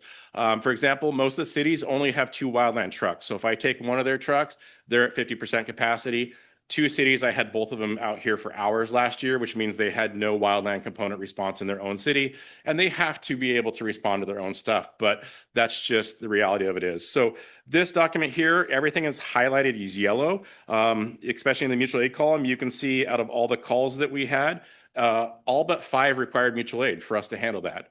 So that's a pretty significant shift as we're moving forward into 4th of July that I'm probably not going to get all these units like we have historically in the past. And if you look in the middle of this for about 5 calls, you can see they were only handled by mutual aid agencies because I had no available units to send on that, including the EMS call that was there that had a 30-minute delay, just trying to get the next available in-station ambulance or somebody on a unit to respond. And so it's not only affecting fire, but it is affecting EMS too because of that. Some of the cities are expressing that this isn't just for the fact of they sent us all their units, but they're facing budget deficits. And so they're not doing callbacks, they're not doing overtime. And so historically, as they move into the 4th of July, it's going to look very much differently for them. And I just don't think we're going to have the capacity that we did in the past, which is a really scary thing for me, considering last year, you can see there was 5 fires that we never even got a Benton 4 unit on it. And I'm fearful as we move forward, if we see a year like we did last year, that's an issue there going from there. And so, not the best news. It's not what I wanted to hear, but I understand it because unfortunately we did break the system out here. The dispatch center was at some points like there's nothing left to give. There's nothing else to go.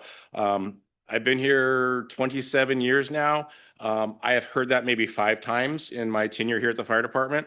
2 of them, I was incident commander on both those incidents. The last one was Red Mountain Fire, but that was because we had 2 other significant fires going on, one in western Benton County with Benton City, and then Findlay had a fire going on, and those had removed all the resources.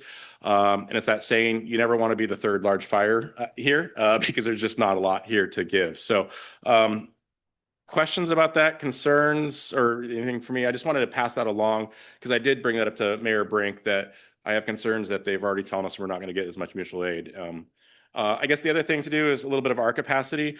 Just so you guys know, we have 3 wildland units. They're the F550s, F450s, so they're the bigger monster trucks on the big tires, and 1 tactical tender. So that's our response capability and things that can go off road. Now we have type 1 engines that can augment that, but if the fire is out in the middle of the field, you know, they're 45,000 pounds, not 4-wheel drive. They tend to sink in that. So just give you a little bit of history of our capacity too, is that we essentially have 3 wildland units and a tactical tender that can go off road. So a total of 4. Yeah, you need to educate me here a little bit. What is NCF? Natural cover fire. Sorry. Yep. For fire, So, okay. yep. And was there any information on these fires as to how they were started? Man, I don't have that off the top of my head. I know the first 2 directly related to fireworks. Let's see, Juneberry. I don't remember that one. The one on 2820 South Highlands was actually the box the fireworks were in, started on fire. So it was one of those large multi-offshoot things. James Street, I don't remember. For Keene and Latin, we did not have a unit there. I wasn't there. I'm not familiar. The 4731 Laurel, that was a fireworks. Hershey was a fireworks. 40 Seconds was fireworks. The medical. Before you go on, do you know what type of fireworks? Were they just firecrackers? Were they aerials? Were they ground displays? The one I'm most familiar with is the 2014 38th Street. That was an aerial firework. The other one that was on, I think it was 1971 South 38th. We actually have video of that. That was a combination of misuse of fireworks, and it was also an aerial that was involved there. But all these, I have to go back to read the report because I wasn't on every one of these calls. So I can retain off the top of my head the ones that I was on. So.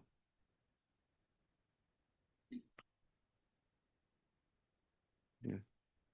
Thank you for talking to us and helping us here. So I see the number of what you said are natural cover fires.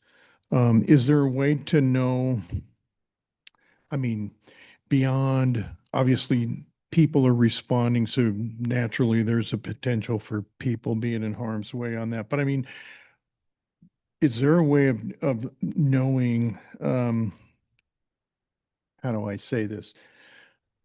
How many of these were, there was nothing but sagebrush threatened?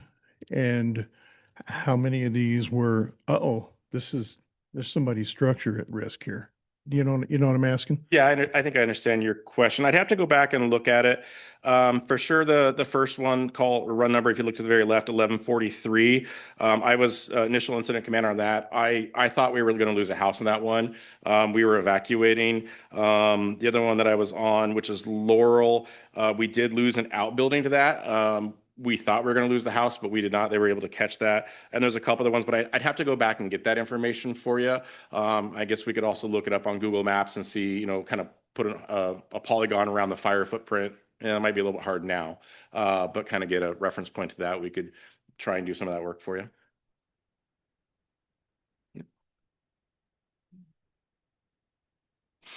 Go ahead, Kate. Thank you, Chief. I appreciate it. I'm wondering, when it comes to, in the past, even, I'm curious, there is a section of our RCW that specifically states that we can have an emergency restriction of fireworks discharge. It says the mayor or the mayor's designee, after consulting with the fire chief, police chief, other officials, and information is deemed appropriate, may prohibit the discharge of all fireworks during periods of extreme fire emergency. And that is West Richland Municipal Code 8.22.025. And I'm curious, have you ever been asked by the mayor, or have you spoke with the mayor in the past, any of the mayors, or are you aware of the fire chief being approached by the mayor about it being an extreme fire emergency? And do you know even if that's something that's a specific definition? To answer the first part of your question, yes, there have been talks on that. Actually, this ordinance changed, I want to say 2021, based off of a conversation that happened during COVID. During the 4th of July of 2020, I had approached because I was very concerned because we were down to less than 50% staff due to COVID running through the fire department. And so I had a huge concern as we were moving into the 4th of July. Unfortunately, at that time, I think that's what prompted the code change because it was almost unachievable, basically. And so it was like, whoops, we need to work on this, get it rewritten. The second part, I'd have to go back and look at the definition and read it off the top of my head. I can't bring that together. But part of the problem with this is a lot of times the weather patterns, we don't know till about 4 or 5 days beforehand. Fireworks are already being sold at that point, and trying to enact a ban at that point, the horse has already left the barn. And so, when you feasibly get to that point, it's almost unachievable. So while, yes, that ordinance is there, I don't know if it actually works the way that on paper it's intended, if that makes sense. No, that's fair. I'm curious, are you aware, and this is just out of nowhere, not out of nowhere. If you don't know the answer, that's fine. I'm curious if you're aware of other fire chiefs talking about aerials being used in cities that they're not allowed in that have caused fires. You mean respective to my peer group around here regionally? Yes, around yes, here. absolutely. That conversation comes up with part of this automatic and mutual aid, and them, putting me on notice, like, hey, this kind of bleeds over to our city. We really have to be able to protect our home turf. I do not blame them for that. That's the same thing. And if you look, like, there was a call for us to go to respond to Riata, which is a commercial structure fire. At that time, I held all the units because I was like, we have so much going on here. I can't afford to let a unit. So I understand where they're coming from with that one. Sure. Okay, thank you so much. I appreciate it. Chief, we had a conversation last week, and I've done a lot of research on it. You expressed two concerns, or one is blocking of roads for your response. And, as I've done some research, that is blatantly against state law. And so we can reiterate that within our code without the 1-year violation and enforce it, so to speak, but, communicate it as well. But I guess the question comes down to is when you dispatch, or it sounds like you're using the automatic dispatch to the fires, what constitutes the level of response that you send? I mean, I know from experience that when you have a medical call, you actually respond with the ambulance and a fire vehicle, correct? Yes, no. So for our, yep, we can go to this. So for our EMS calls, they're categorized between Med 1, 2, 3, and 4. So medical 1 is basically a slip, trip, fall.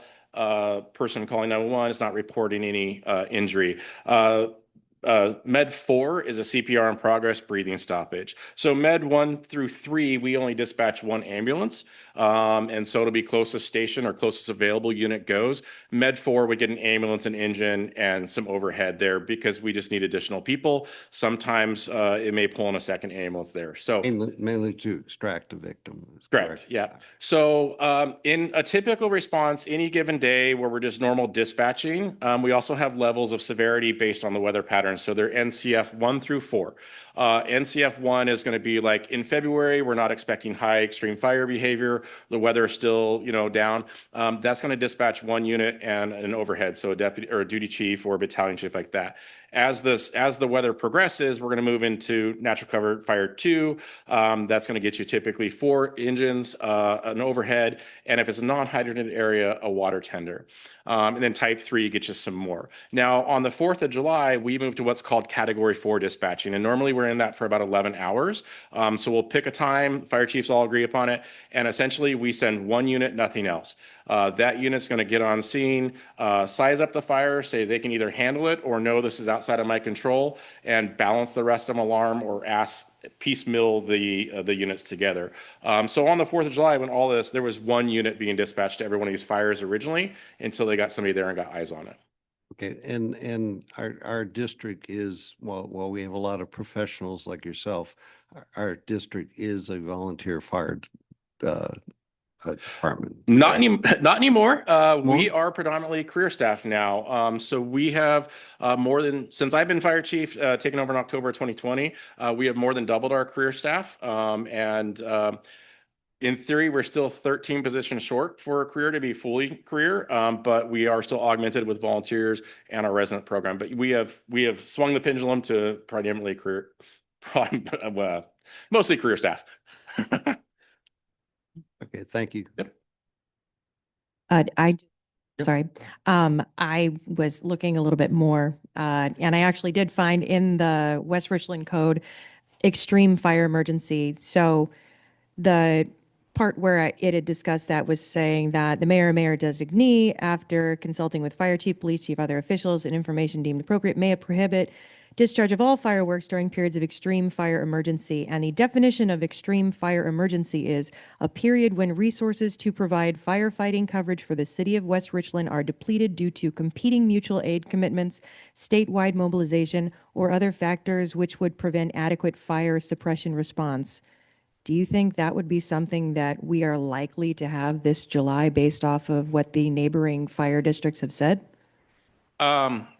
I think potential is always there. Again, it's one of those things like if this sheet only represents from 7 p.m. on, or I'm sorry, about 9 p.m. on the night of the 4th. So by the time like that ordinance is trying to get enacted and we realize that we've drawn everything down, we're right in the height of 4th of July. Again, so how do you enact that ordinance at, when mutual aid responses? We can identify that. The only caveat to that is a state mobilization. Typically, those are anywhere from a 3 to 14-day assignment or duration. So if that happens in advance, yes, we may know that. But if it happens on the day of the 4th, that's hard to make that call. Does that make sense? It does, yeah. And I'm not even seeing in this stating that it has to be done during the 4th. It's not saying it can't be done as soon as you find out, which may be a month or so prior, just thinking about other factors that would prevent adequate fire suppression response. Because if you think currently that based off of the past, you might not have adequate fire response, that's a concern I have, because I know that we want people to be able to celebrate, but safety is more important than celebration. I think I understand your question a little bit better. Yes, your ordinance may say that, but for me to go 100% on the thing of like, yes, we're not going to have any response capability, I'm not going to know that till the night of, because it could be maybe we get a big rainstorm on the 2nd, 3rd, and everything's still wet on the 4th. And so that's where it's hard to say at this moment in time, because I don't have that future look that, yes, that applies right now. There's also time that the neighboring agencies may fix their funding issues. I would hope, because I feel bad for them. And this all changes, but this is the information I'm going off of right now. I'm not trying to circle around your question, No, but I also I don't. appreciate it. I can't forecast the future either, unfortunately. Absolutely appreciate it. Thank you. I just wanted to also put that in people's heads that this is a reality, that we may not have adequate fire support, and we wouldn't know until then. And as you had stated, it might be too late. So we have to be very careful about how we consider how we're putting and enacting code related to fireworks and how our city is going to have code related to fireworks, especially with what the environment is here And with the fact that we have very little snowpack currently, we have to be worried about that. And just in general, the way that, you know, we're the only ones in the area, I believe, that are still allowed to sell aerials. And that is affecting all of our neighboring cities. Sure, they can go to the res, but that's something that we can't control. I just want to make a comment on that. Since I was on council when we enacted that, it was exactly that case that when the statewide call for mutual aid for major fires that could occur, and the plead, we send one unit, Richland sends more. That was what it was intended. It was discussed greatly that you can't just do it on the third. So it's, although you might try, but it's not going to be enforceable or able to really affect anything. So, but that's just for that perspective. The other thing, Bloom, you had mentioned my concern about block streets. Yes, that was something that became very evident last year, that we'd seen small portions of it in the past, but last year was probably the most we've ever seen that. There was me trying to get to the call that was at Wiley, the 2820. I had to take 3 different ways to get there because I kept hitting roadblocks. I think, we spoke about an educational thing. I think that's an educational piece that needs to go out there, that while yes, you are granted the right to light off fireworks, it doesn't mean you can block the roads, though. And so it would be nice to see some education put out about that. Well, and also it's enforceability, because it's RCW 7077-520 specifically says you can't do that. And so we just need to enforce it. Even if you're not blocking the street actively for fires, if you are causing a blocking of the street, shooting fireworks, you get to be a misdemeanor, $1,000. Yeah, Chief, we're going to be asked to make some decisions that half the people that we represent are going to like what our decision is, and the other half are not going to like. We just saw some of that in our city survey results, and it's pretty much looked like it's split right down the middle. So as an engineer, I always default for more information. And so I'm always looking for more data. The answer is in the data. And so then the question that immediately comes to me is, well, we're not the first people to ever have to address this problem. And it's not like, we've been doing this for 250 years. And so here we are. Now we're coming up with, hundreds of cities in Washington and Oregon, Eastern Washington, Eastern Oregon, that have this exact same problem. Tens of thousands of acres that are subject to the same concerns. And I see your data set here telling us what's happening here. So I'm driving towards the question of, well, what's everybody else doing? Where's the report that tells us what is working here, what is not working there, and where we can then turn around and come up with some legitimate, solid, fact-based recommendations? To answer your question, as of date, there is no report. What I'm hoping is that will change in the future here. So all fire agencies respond to a national database, which used to be called NFIRS, National Fire Incident Reporting System. That has been around was around, I believe it started in 1973. I'm probably wrong on the date, but somewhere around that. It just changed this year to a system called NERIS. And I do not remember what the acronym stands for, because they basically found out all the data that we have been reporting nationwide to take a good look at this, outside of identifying potential recalls for like a stove that's malfunctioning that they're seeing fires out, or stuff like that. The data's pretty much bad.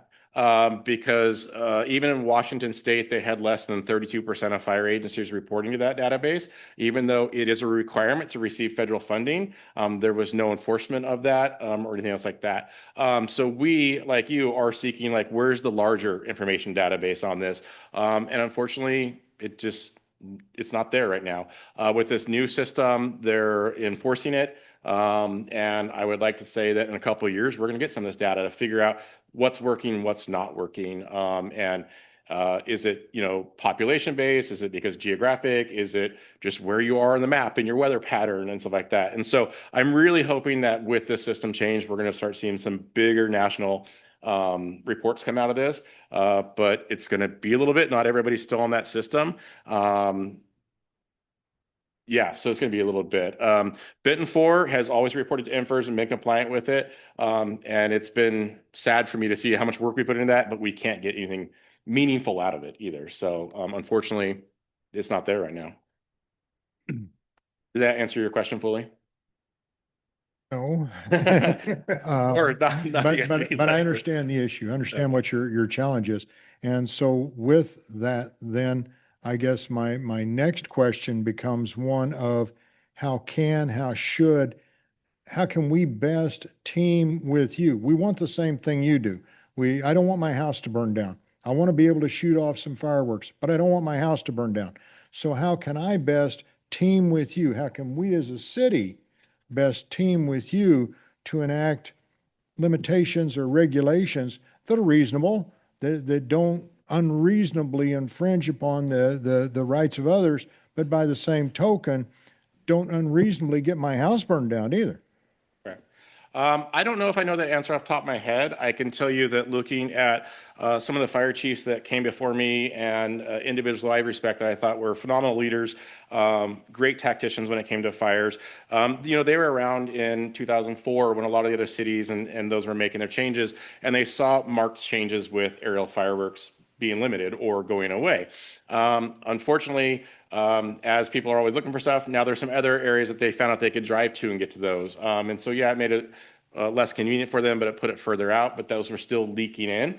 I don't know if there's ever going to be the best answer, but having some of their historical data, unfortunately, most of them have retired out now. They did see a change in responses and lowering responses on the fire department and the need for it when they did move to the safe and sane. Now, you can look at it the other side that's not going to work because they can go over to Burbank or the reservation and get it. So there's always that, bans don't work. Agreed. They can go other places and get it here. I think a lot of it comes to education, being able to enforce it, but we're all so busy on the 4th of July, including PD, who has, enforcement authority, and not speak for them, but it overwhelms the system and we all talk about enforcement, but reality of it is not necessarily there because we are so busy running to call, just trying to keep everything at bay that enforcement action tends to fall off. So I don't have the magic 8-ball answer for you. I wish I did. The state fire marshal is the one that is responsible for defining the state regs. Is there any discussion within fire chiefs with the state fire marshal's office?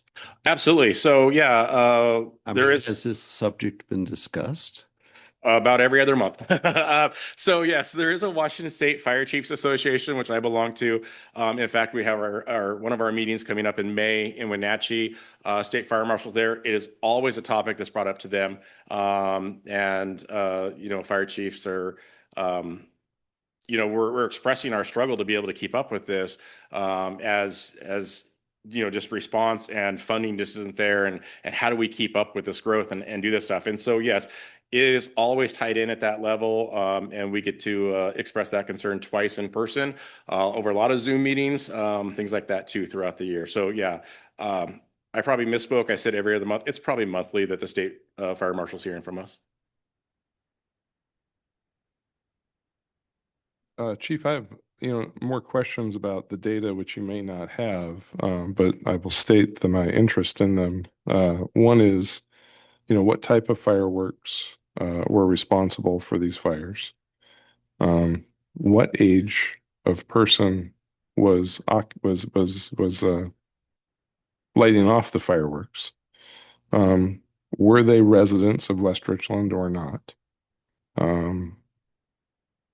Those are basics. And then the other, so that's just my interest. I don't know if we'll, maybe in the future we could try to acquire those facts or maybe look back at the reports and see if there's any information on that, but that would be of interest.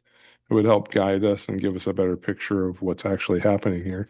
I do note that you've got 16 fires listed here and it looked like 4 of them, we got fire, yes or no, and 4 of them is no fire. I counted 6 because I included the one that was the box, which was already extinguished, it looked like, or it said they helped finished extinguishing. So somebody obviously started pouring a hose or something on the box of fireworks. No. Or maybe not. No, so- What, maybe you could describe that one because I was looking Sure. at that and going like, So you're talking about call 1147? yes. Yeah. Yeah. So that was actually the one that I spoke about trying to get to. That was the parking lot at Wiley Elementary, Okay. where we had a delayed response because I couldn't get there. Mhm. When I got there, PD, West Richland Police Department, was basically stomping on the box trying to put it out. And so I got up there, verified that there was nothing else on fire. I hit it with my water extinguisher, threw it in the truck and left because we Okay. had calls pending. And so Right. some of those, like the call 1154, again, I had no fire trucks, but my deputy chief, Dan Drayton, was able to respond on it to get there. Now, the problem with that is if we get there, we're pretty much stuck to 1 fire extinguisher, 2 fire extinguishers that we can carry. We're coming in a Chevy Tahoe. We don't, it's not a fire truck responding to those. So some of these, when we're doing that is not even a fire truck showing up to these. It's one of us trying to get eyes on it and go from there. To answer your question about the data point, that's going to be really difficult because I don't have anybody right now that I can leave at the scene to do an investigation, especially if how many of these are happening. A typical investigation to do it thoroughly document is going to be 8 hours at a minimum. And if you look at how many fires we had, I don't have enough staff to put on this to answer some of those data points. Why we would love to get it. It's just not feasible to go to try and get that. If the best thing is witnesses, if we can get that really quick from them. But again, we're so busy a lot of times. We're like, fire's out. If we can grab the information, great. If not, we just move because we don't have the ability to stand there and grab information. I don't have enough staff. I'm suspecting that some of these are being, well, they're obviously being perpetrated by people who are being irresponsible by definition. And I don't know, just seems like there's a good chance that a lot of those folks are under 20 years old, maybe teenagers. Do you have any suggestions for how we might go about educating people better about the use of fireworks and the hazards that they can produce, both personal safety, structural safety, things like that, and how to launch them, where to launch them? things of that nature? So one of the things that we have found, there's 2 great ways that we've been able to connect and get some of the education out there. This one's kind of a generational thing because we understand not a lot of younger people are using it. Facebook, we have done a lot of videos on Facebook. During COVID, we were doing Read with a Firefighter, those kind of things. We have found that to be pretty successful for us. And the next one has just been in-person training as much as we can. Our open house, we try to hit it every time. We're doing it it's coming up in May. This year, I actually have a volunteer public information officer who's did a lot in the past for community risk reduction. He's trying to get out there and bridge that gap for us to do that. We're looking at it in our strategic plan that's going to become a full-time position for us next year. And that person's whole job is to go do public information, outreach, community risk reduction, education, and stuff like that. So those 2 main things are the way that we have found that works best. Now, I know a lot of people are talking about Instagram. They're wanting us to get into that. I don't know how to use an Instagram, things like that. So there's a lot of other platforms out there that I am also learning that you can like cross post all this stuff. So doing one educational video, but getting it across all the platforms is what we have seen to be working. Do you think there's any chance of working with local schools, especially middle and high schools on this? So we're mainly more successful in elementary schools. That's where they seem to let us in the most. So every year during October, we do Fire Prevention Month, and we go in and we teach K through 4th grade to every student. Let me back up. We try to hit every student, but it's dependent on whether the teacher's going to allow us in their classroom. And so depending on their curriculum, I would say we hit probably 90% of it. We have tried to engage with middle school. For them, the information I got back is that they have a curriculum that they have to get through, and they're under a timeline or a time crunch, whether it's state-driven, school district, I don't know. And so we've never really been able to get time in there to capture them. We're like, even just one assembly, bring everybody in, let's talk about it versus classroom to classroom. But we have engaged with the school districts, and we are successful in the elementary right now. Would you, do you have any kind of program for education for fireworks It's part versus general fire safety? Yes, actually, it's part of a national curriculum that we have. It even gives all the teachers, and I'm probably gonna get this wrong because I'm not versed in how the school district works, but there's a code that says like, hey, we taught to this curriculum today, and this is what we did, and it counts towards their year-end curriculum. So it's nationally vetted. I've got 10 boxes sitting out at Station 430 right now, with everything that they need and to make it part of the state school curriculum. Even with having all that stuff here, we're offering it, we're having trouble getting engagement. I mean, my personal thought on this is that a lot of the fireworks displays are lit and celebrated for kids, right? I mean, I see very few older couples going out in their backyard and launching fireworks just for kicks. It's usually because there are kids around. And I will tell you that, you know, back in the age of the dinosaurs, when I roamed the elementary schools, we had people come in and talk about the dangers of smoking. And my dad was a smoker. And so I would come home with little bookmarks that say, you know, put them in his books, you know, stop smoking or whatever like that. The point I'm making there is that kids have an influence over our community when it comes to celebrations like this. And out of the mouth of babes can come fire safety concepts that maybe the adults aren't paying attention to. So, and it's a great place to start. I think that from here, and you know, those kids will become young adults someday, and so forth. So I would really hope that there would be some, regardless of the rules or lack of rules or whatever happens in the council, because that there's fireworks safety embedded in people's minds from a young age up. I will say that I'm really curious. I looked into this probably 10 years ago. I was on council and, you know, looked at the number of structural fires in the National Fire Protection Agency or administration, whatever that is. And they kept track, and most of the injuries were from sparklers. Vast majority. There were only like 3 deaths at the time. They were all involved alcohol and people doing really stupid things like shooting mortars into themselves.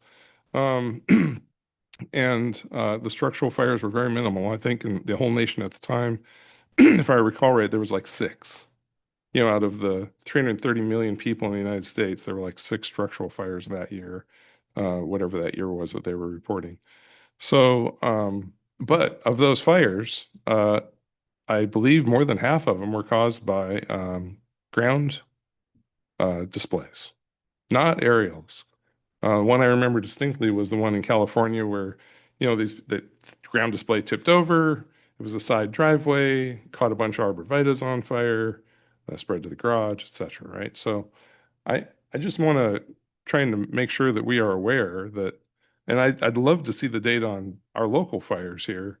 You know, what started them? I know that across the street from our house, 20 years ago, we had a pretty significant field fire that was started by rockets, illegal at the time. They were on some, and when we heard the kids, I say kids, but somebody went squealing away on the road, you know, with their leaving the area fast, but they had launched a bunch of rockets, just laid them on the ground, and they went right into the brush. So that kind of thing happens. That was illegal at the time, and I'm curious to know: are we looking at people that are these accidents? They're all accidents? Probably, but not necessarily. Some of them could be maliciously set. But just the data on how was this caused? You know, was it stupidity? Was it what was it? Or you know, I know we had some neighbors here a decade ago who were launching fireworks and they were, in my opinion, not being very careful because it was a windy evening, and sure enough, as predicted, the embers landed in a neighbor's yard, started his front yard on fire. It's natural brush again. But so there's all these different ways that these fires get started, and The difference between having, if we ban aerials as an example, which is being talked about, how much of an effect will that have? I mean, we can dream that it might have a big effect. You mentioned that the other municipalities saw an effect. I'd like to quantify that somehow. I mean, I'm just like Councilmember Ritchie, I'm interested in that data if we could get it, or at least even anecdotal thoughts on that. Yeah, so first thing, remember, it goes back to what I was saying about NFIRS. Remember, those NFPA reports are basically bad data because it's coming out of NFIRS. So they knew less than 50% of fire departments in the United States were reporting, and there was no control about accuracy to that. So when you're looking at there's only 6, fires that you reference, that's wildly inaccurate because again, you're representing less than 50%. And there were large municipalities that didn't care about federal funding. So New York City, Phoenix, these large cities just didn't report because they were like, well, we don't qualify for grant funding, so why would we do this anyways? And so you're missing a large portion of the United States when you're looking at those studies. So keep that in the back of your mind when you're looking at it, that those are wildly inaccurate. Having stuff like this, I would say, is way more accurate because this is actual data that we can prove here. Now, a lot of people ask me for time on task, which agency did what. Again, we broke the system so bad last year. Dispatch wasn't able to keep up and have accurate times, units going to which incident, things like that. There's multiple of these incidents where I know one of our trucks was there, but it was not recorded with dispatch because there is no capacity for them to keep time for that. So if we're really looking at data, this is not going to be something that Benton 4 can take on. And you have Todd Blevins, who's the fire marshal. It really falls under that purview to do the investigation because we don't have authority holding jurisdiction. It would be the city and your employees. So I think that'd have to be a joint venture of logging that in. But between my agency and Todd Blevins by himself, I not speak for him. I don't think that capacity is there to get the level of detail that you're wanting while trying to get to the next emergency to go. I understand why you want it. I just don't think that that's ever going to come to fruition. So the other question I had is, you mentioned the other cities around us have cut back on their what can you elaborate on that, on the volunteer force, or you mentioned something about how their capacity is diminished? So the one I'm most familiar with, because everybody else has alluded to it, but they have told me this, City of Pasco is an $8 million budget deficit, and that's hitting the fire department.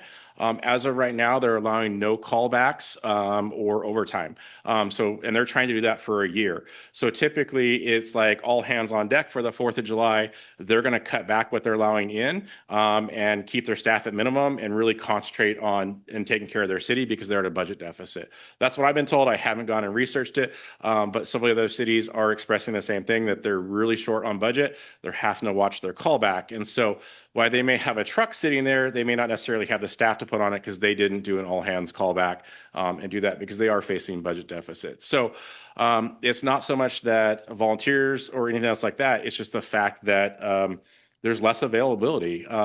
Looking at it nationwide, there's also that issue going on. So incident management teams, like if we declare a state mobilization, a team's going to go with that and go to that fire.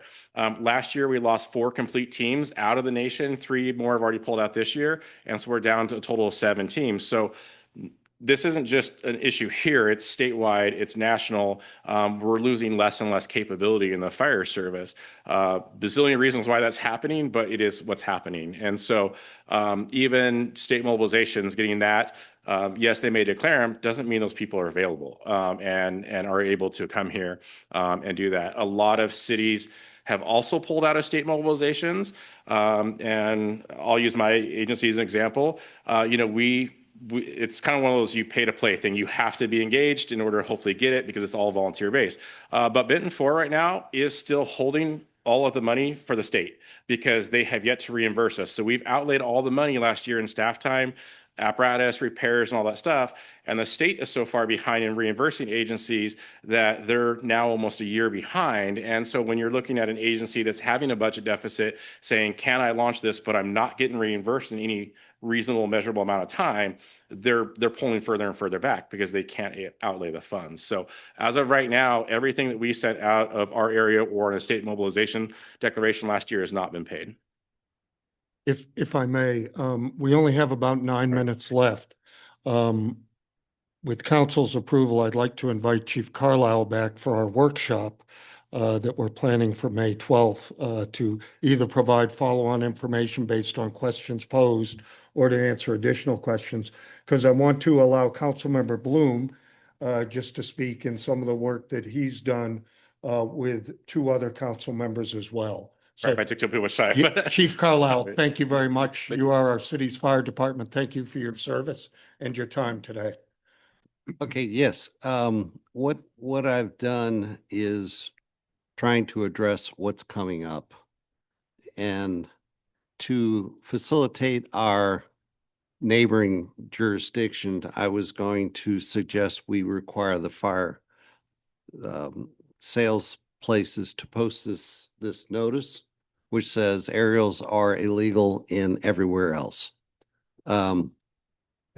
It's Benton City, Prosser, Richland, Kennewick, Pasco, unincorporated Benton and Franklin counties. Post that sign. Always check your local regulations before planning to use fireworks to ensure compliance. This is a threat, so be it. Additionally, our current regs require them to hand out flyers on fire safety. We, to my knowledge, have never provided them flyers. I have come up with flyers which are very important. Looking at the video of the fire on 38th, it was a tipped over aerial. This provides direction on how to properly support and brace an aerial, which I got to remember, you buy a box, so I set it on the fire, I set it on the ground, I light it on fire. I didn't read the fine print on the side saying, brace the damn thing so it doesn't tip over. And that's typically the cause of most aerial fires. The fire chief allows aerials because aerials going up in the air and exploding don't come down flaming, whereas a rocket comes down as a flaming torch. My history in West Richland, watching fireworks before we had aerials allowed and after, we used to have an awful lot of rockets coming down. We don't have near as many as we used to. And I doubt if looking at the fire list here, any of these were caused necessarily by rockets. So a lot of it's improper use. Currently, our regulation says unlawful possess, use, discharge fireworks in public parks. Everybody knows that. It's unlawful to damage the property of another.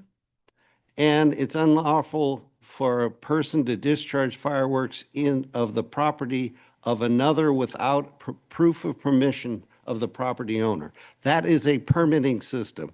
We will require I suggest we require the property owner to permit and document fireworks discharges.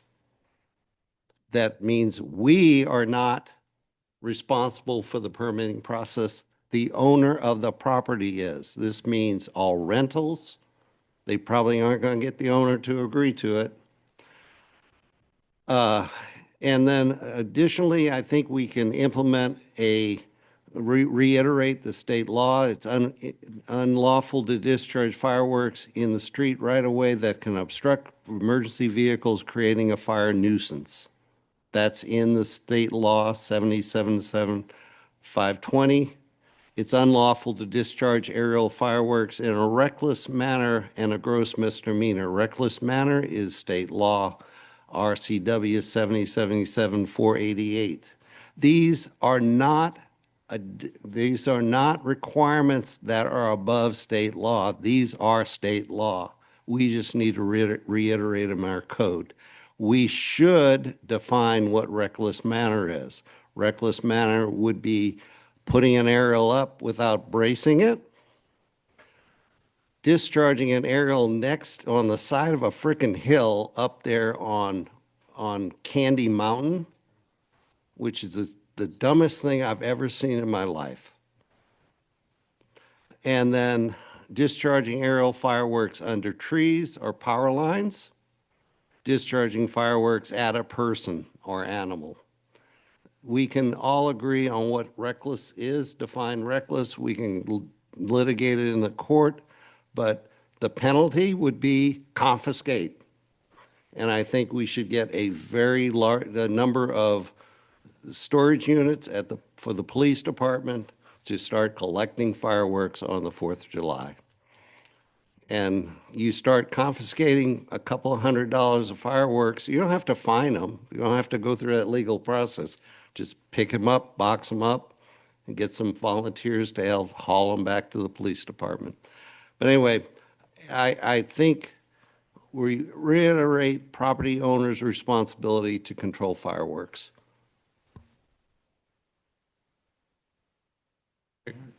Thank you, Mayor Pro Tem Bloom. So those are some of the issues, concerns that I wanted to make everyone aware of. Are there other comments from council Yeah, members? very quickly, I had mentioned in a previous meeting this year, the opportunity to reinforce our litter law, which, and I think there's another one that talks about, and I don't have the numbers in front of me, that talks about projectiles into your neighbor's property. So there are two laws out there that if we just added the word fireworks to litter or firework debris, and also fireworks to the projectile rule that doesn't allow you to shoot BBs into your neighbor's yard, doesn't allow you to shoot arrows into your neighbor's yard. Let's add fireworks. I mean, because without their permission, nobody should be. We had a citizen in here who was very concerned about all the fireworks landing on their roof. And that's illegal. You're not allowed to go throw garbage on your neighbor's property. So again, just a small step and reinforcing some rules we already have. Thank you, Councilmember Smart. I would just say, based off of what we've heard, based off of what Chief Carlisle was talking about, it sounds like if we wanted to try and figure out any sort of way to know how we would be affected, how the number of fireworks would be affected if we were to do X or Y or Z. I think the only way to truly figure out what would happen is if we were actually to do the thing. If we were to decide, okay, let's do a test. Let's not allow aerials for not this year, of course, it wouldn't be allowed, but for the next year. And then we would see next 4th of July what it would look like. That would be, in my opinion, the only way truly to know how it would affect us here in West Richland, in the Tri-Cities, if we were to want to have that information. Right. Council, shall we go ahead with a workshop planned for May 12th to continue this conversation? I see a lot of yeses. All right. So we will do that. At this point, I want to thank members of the public that took some time to stay here. I encourage you, if you have opinions on any topic discussed, contact your council members, as it is these individuals who will ultimately direct city staff to implement whatever changes they wish to make. In the meantime, I want to thank my fellow council members for giving up a day today, as well as city staff. Thank you all. And we will call this meeting adjourned.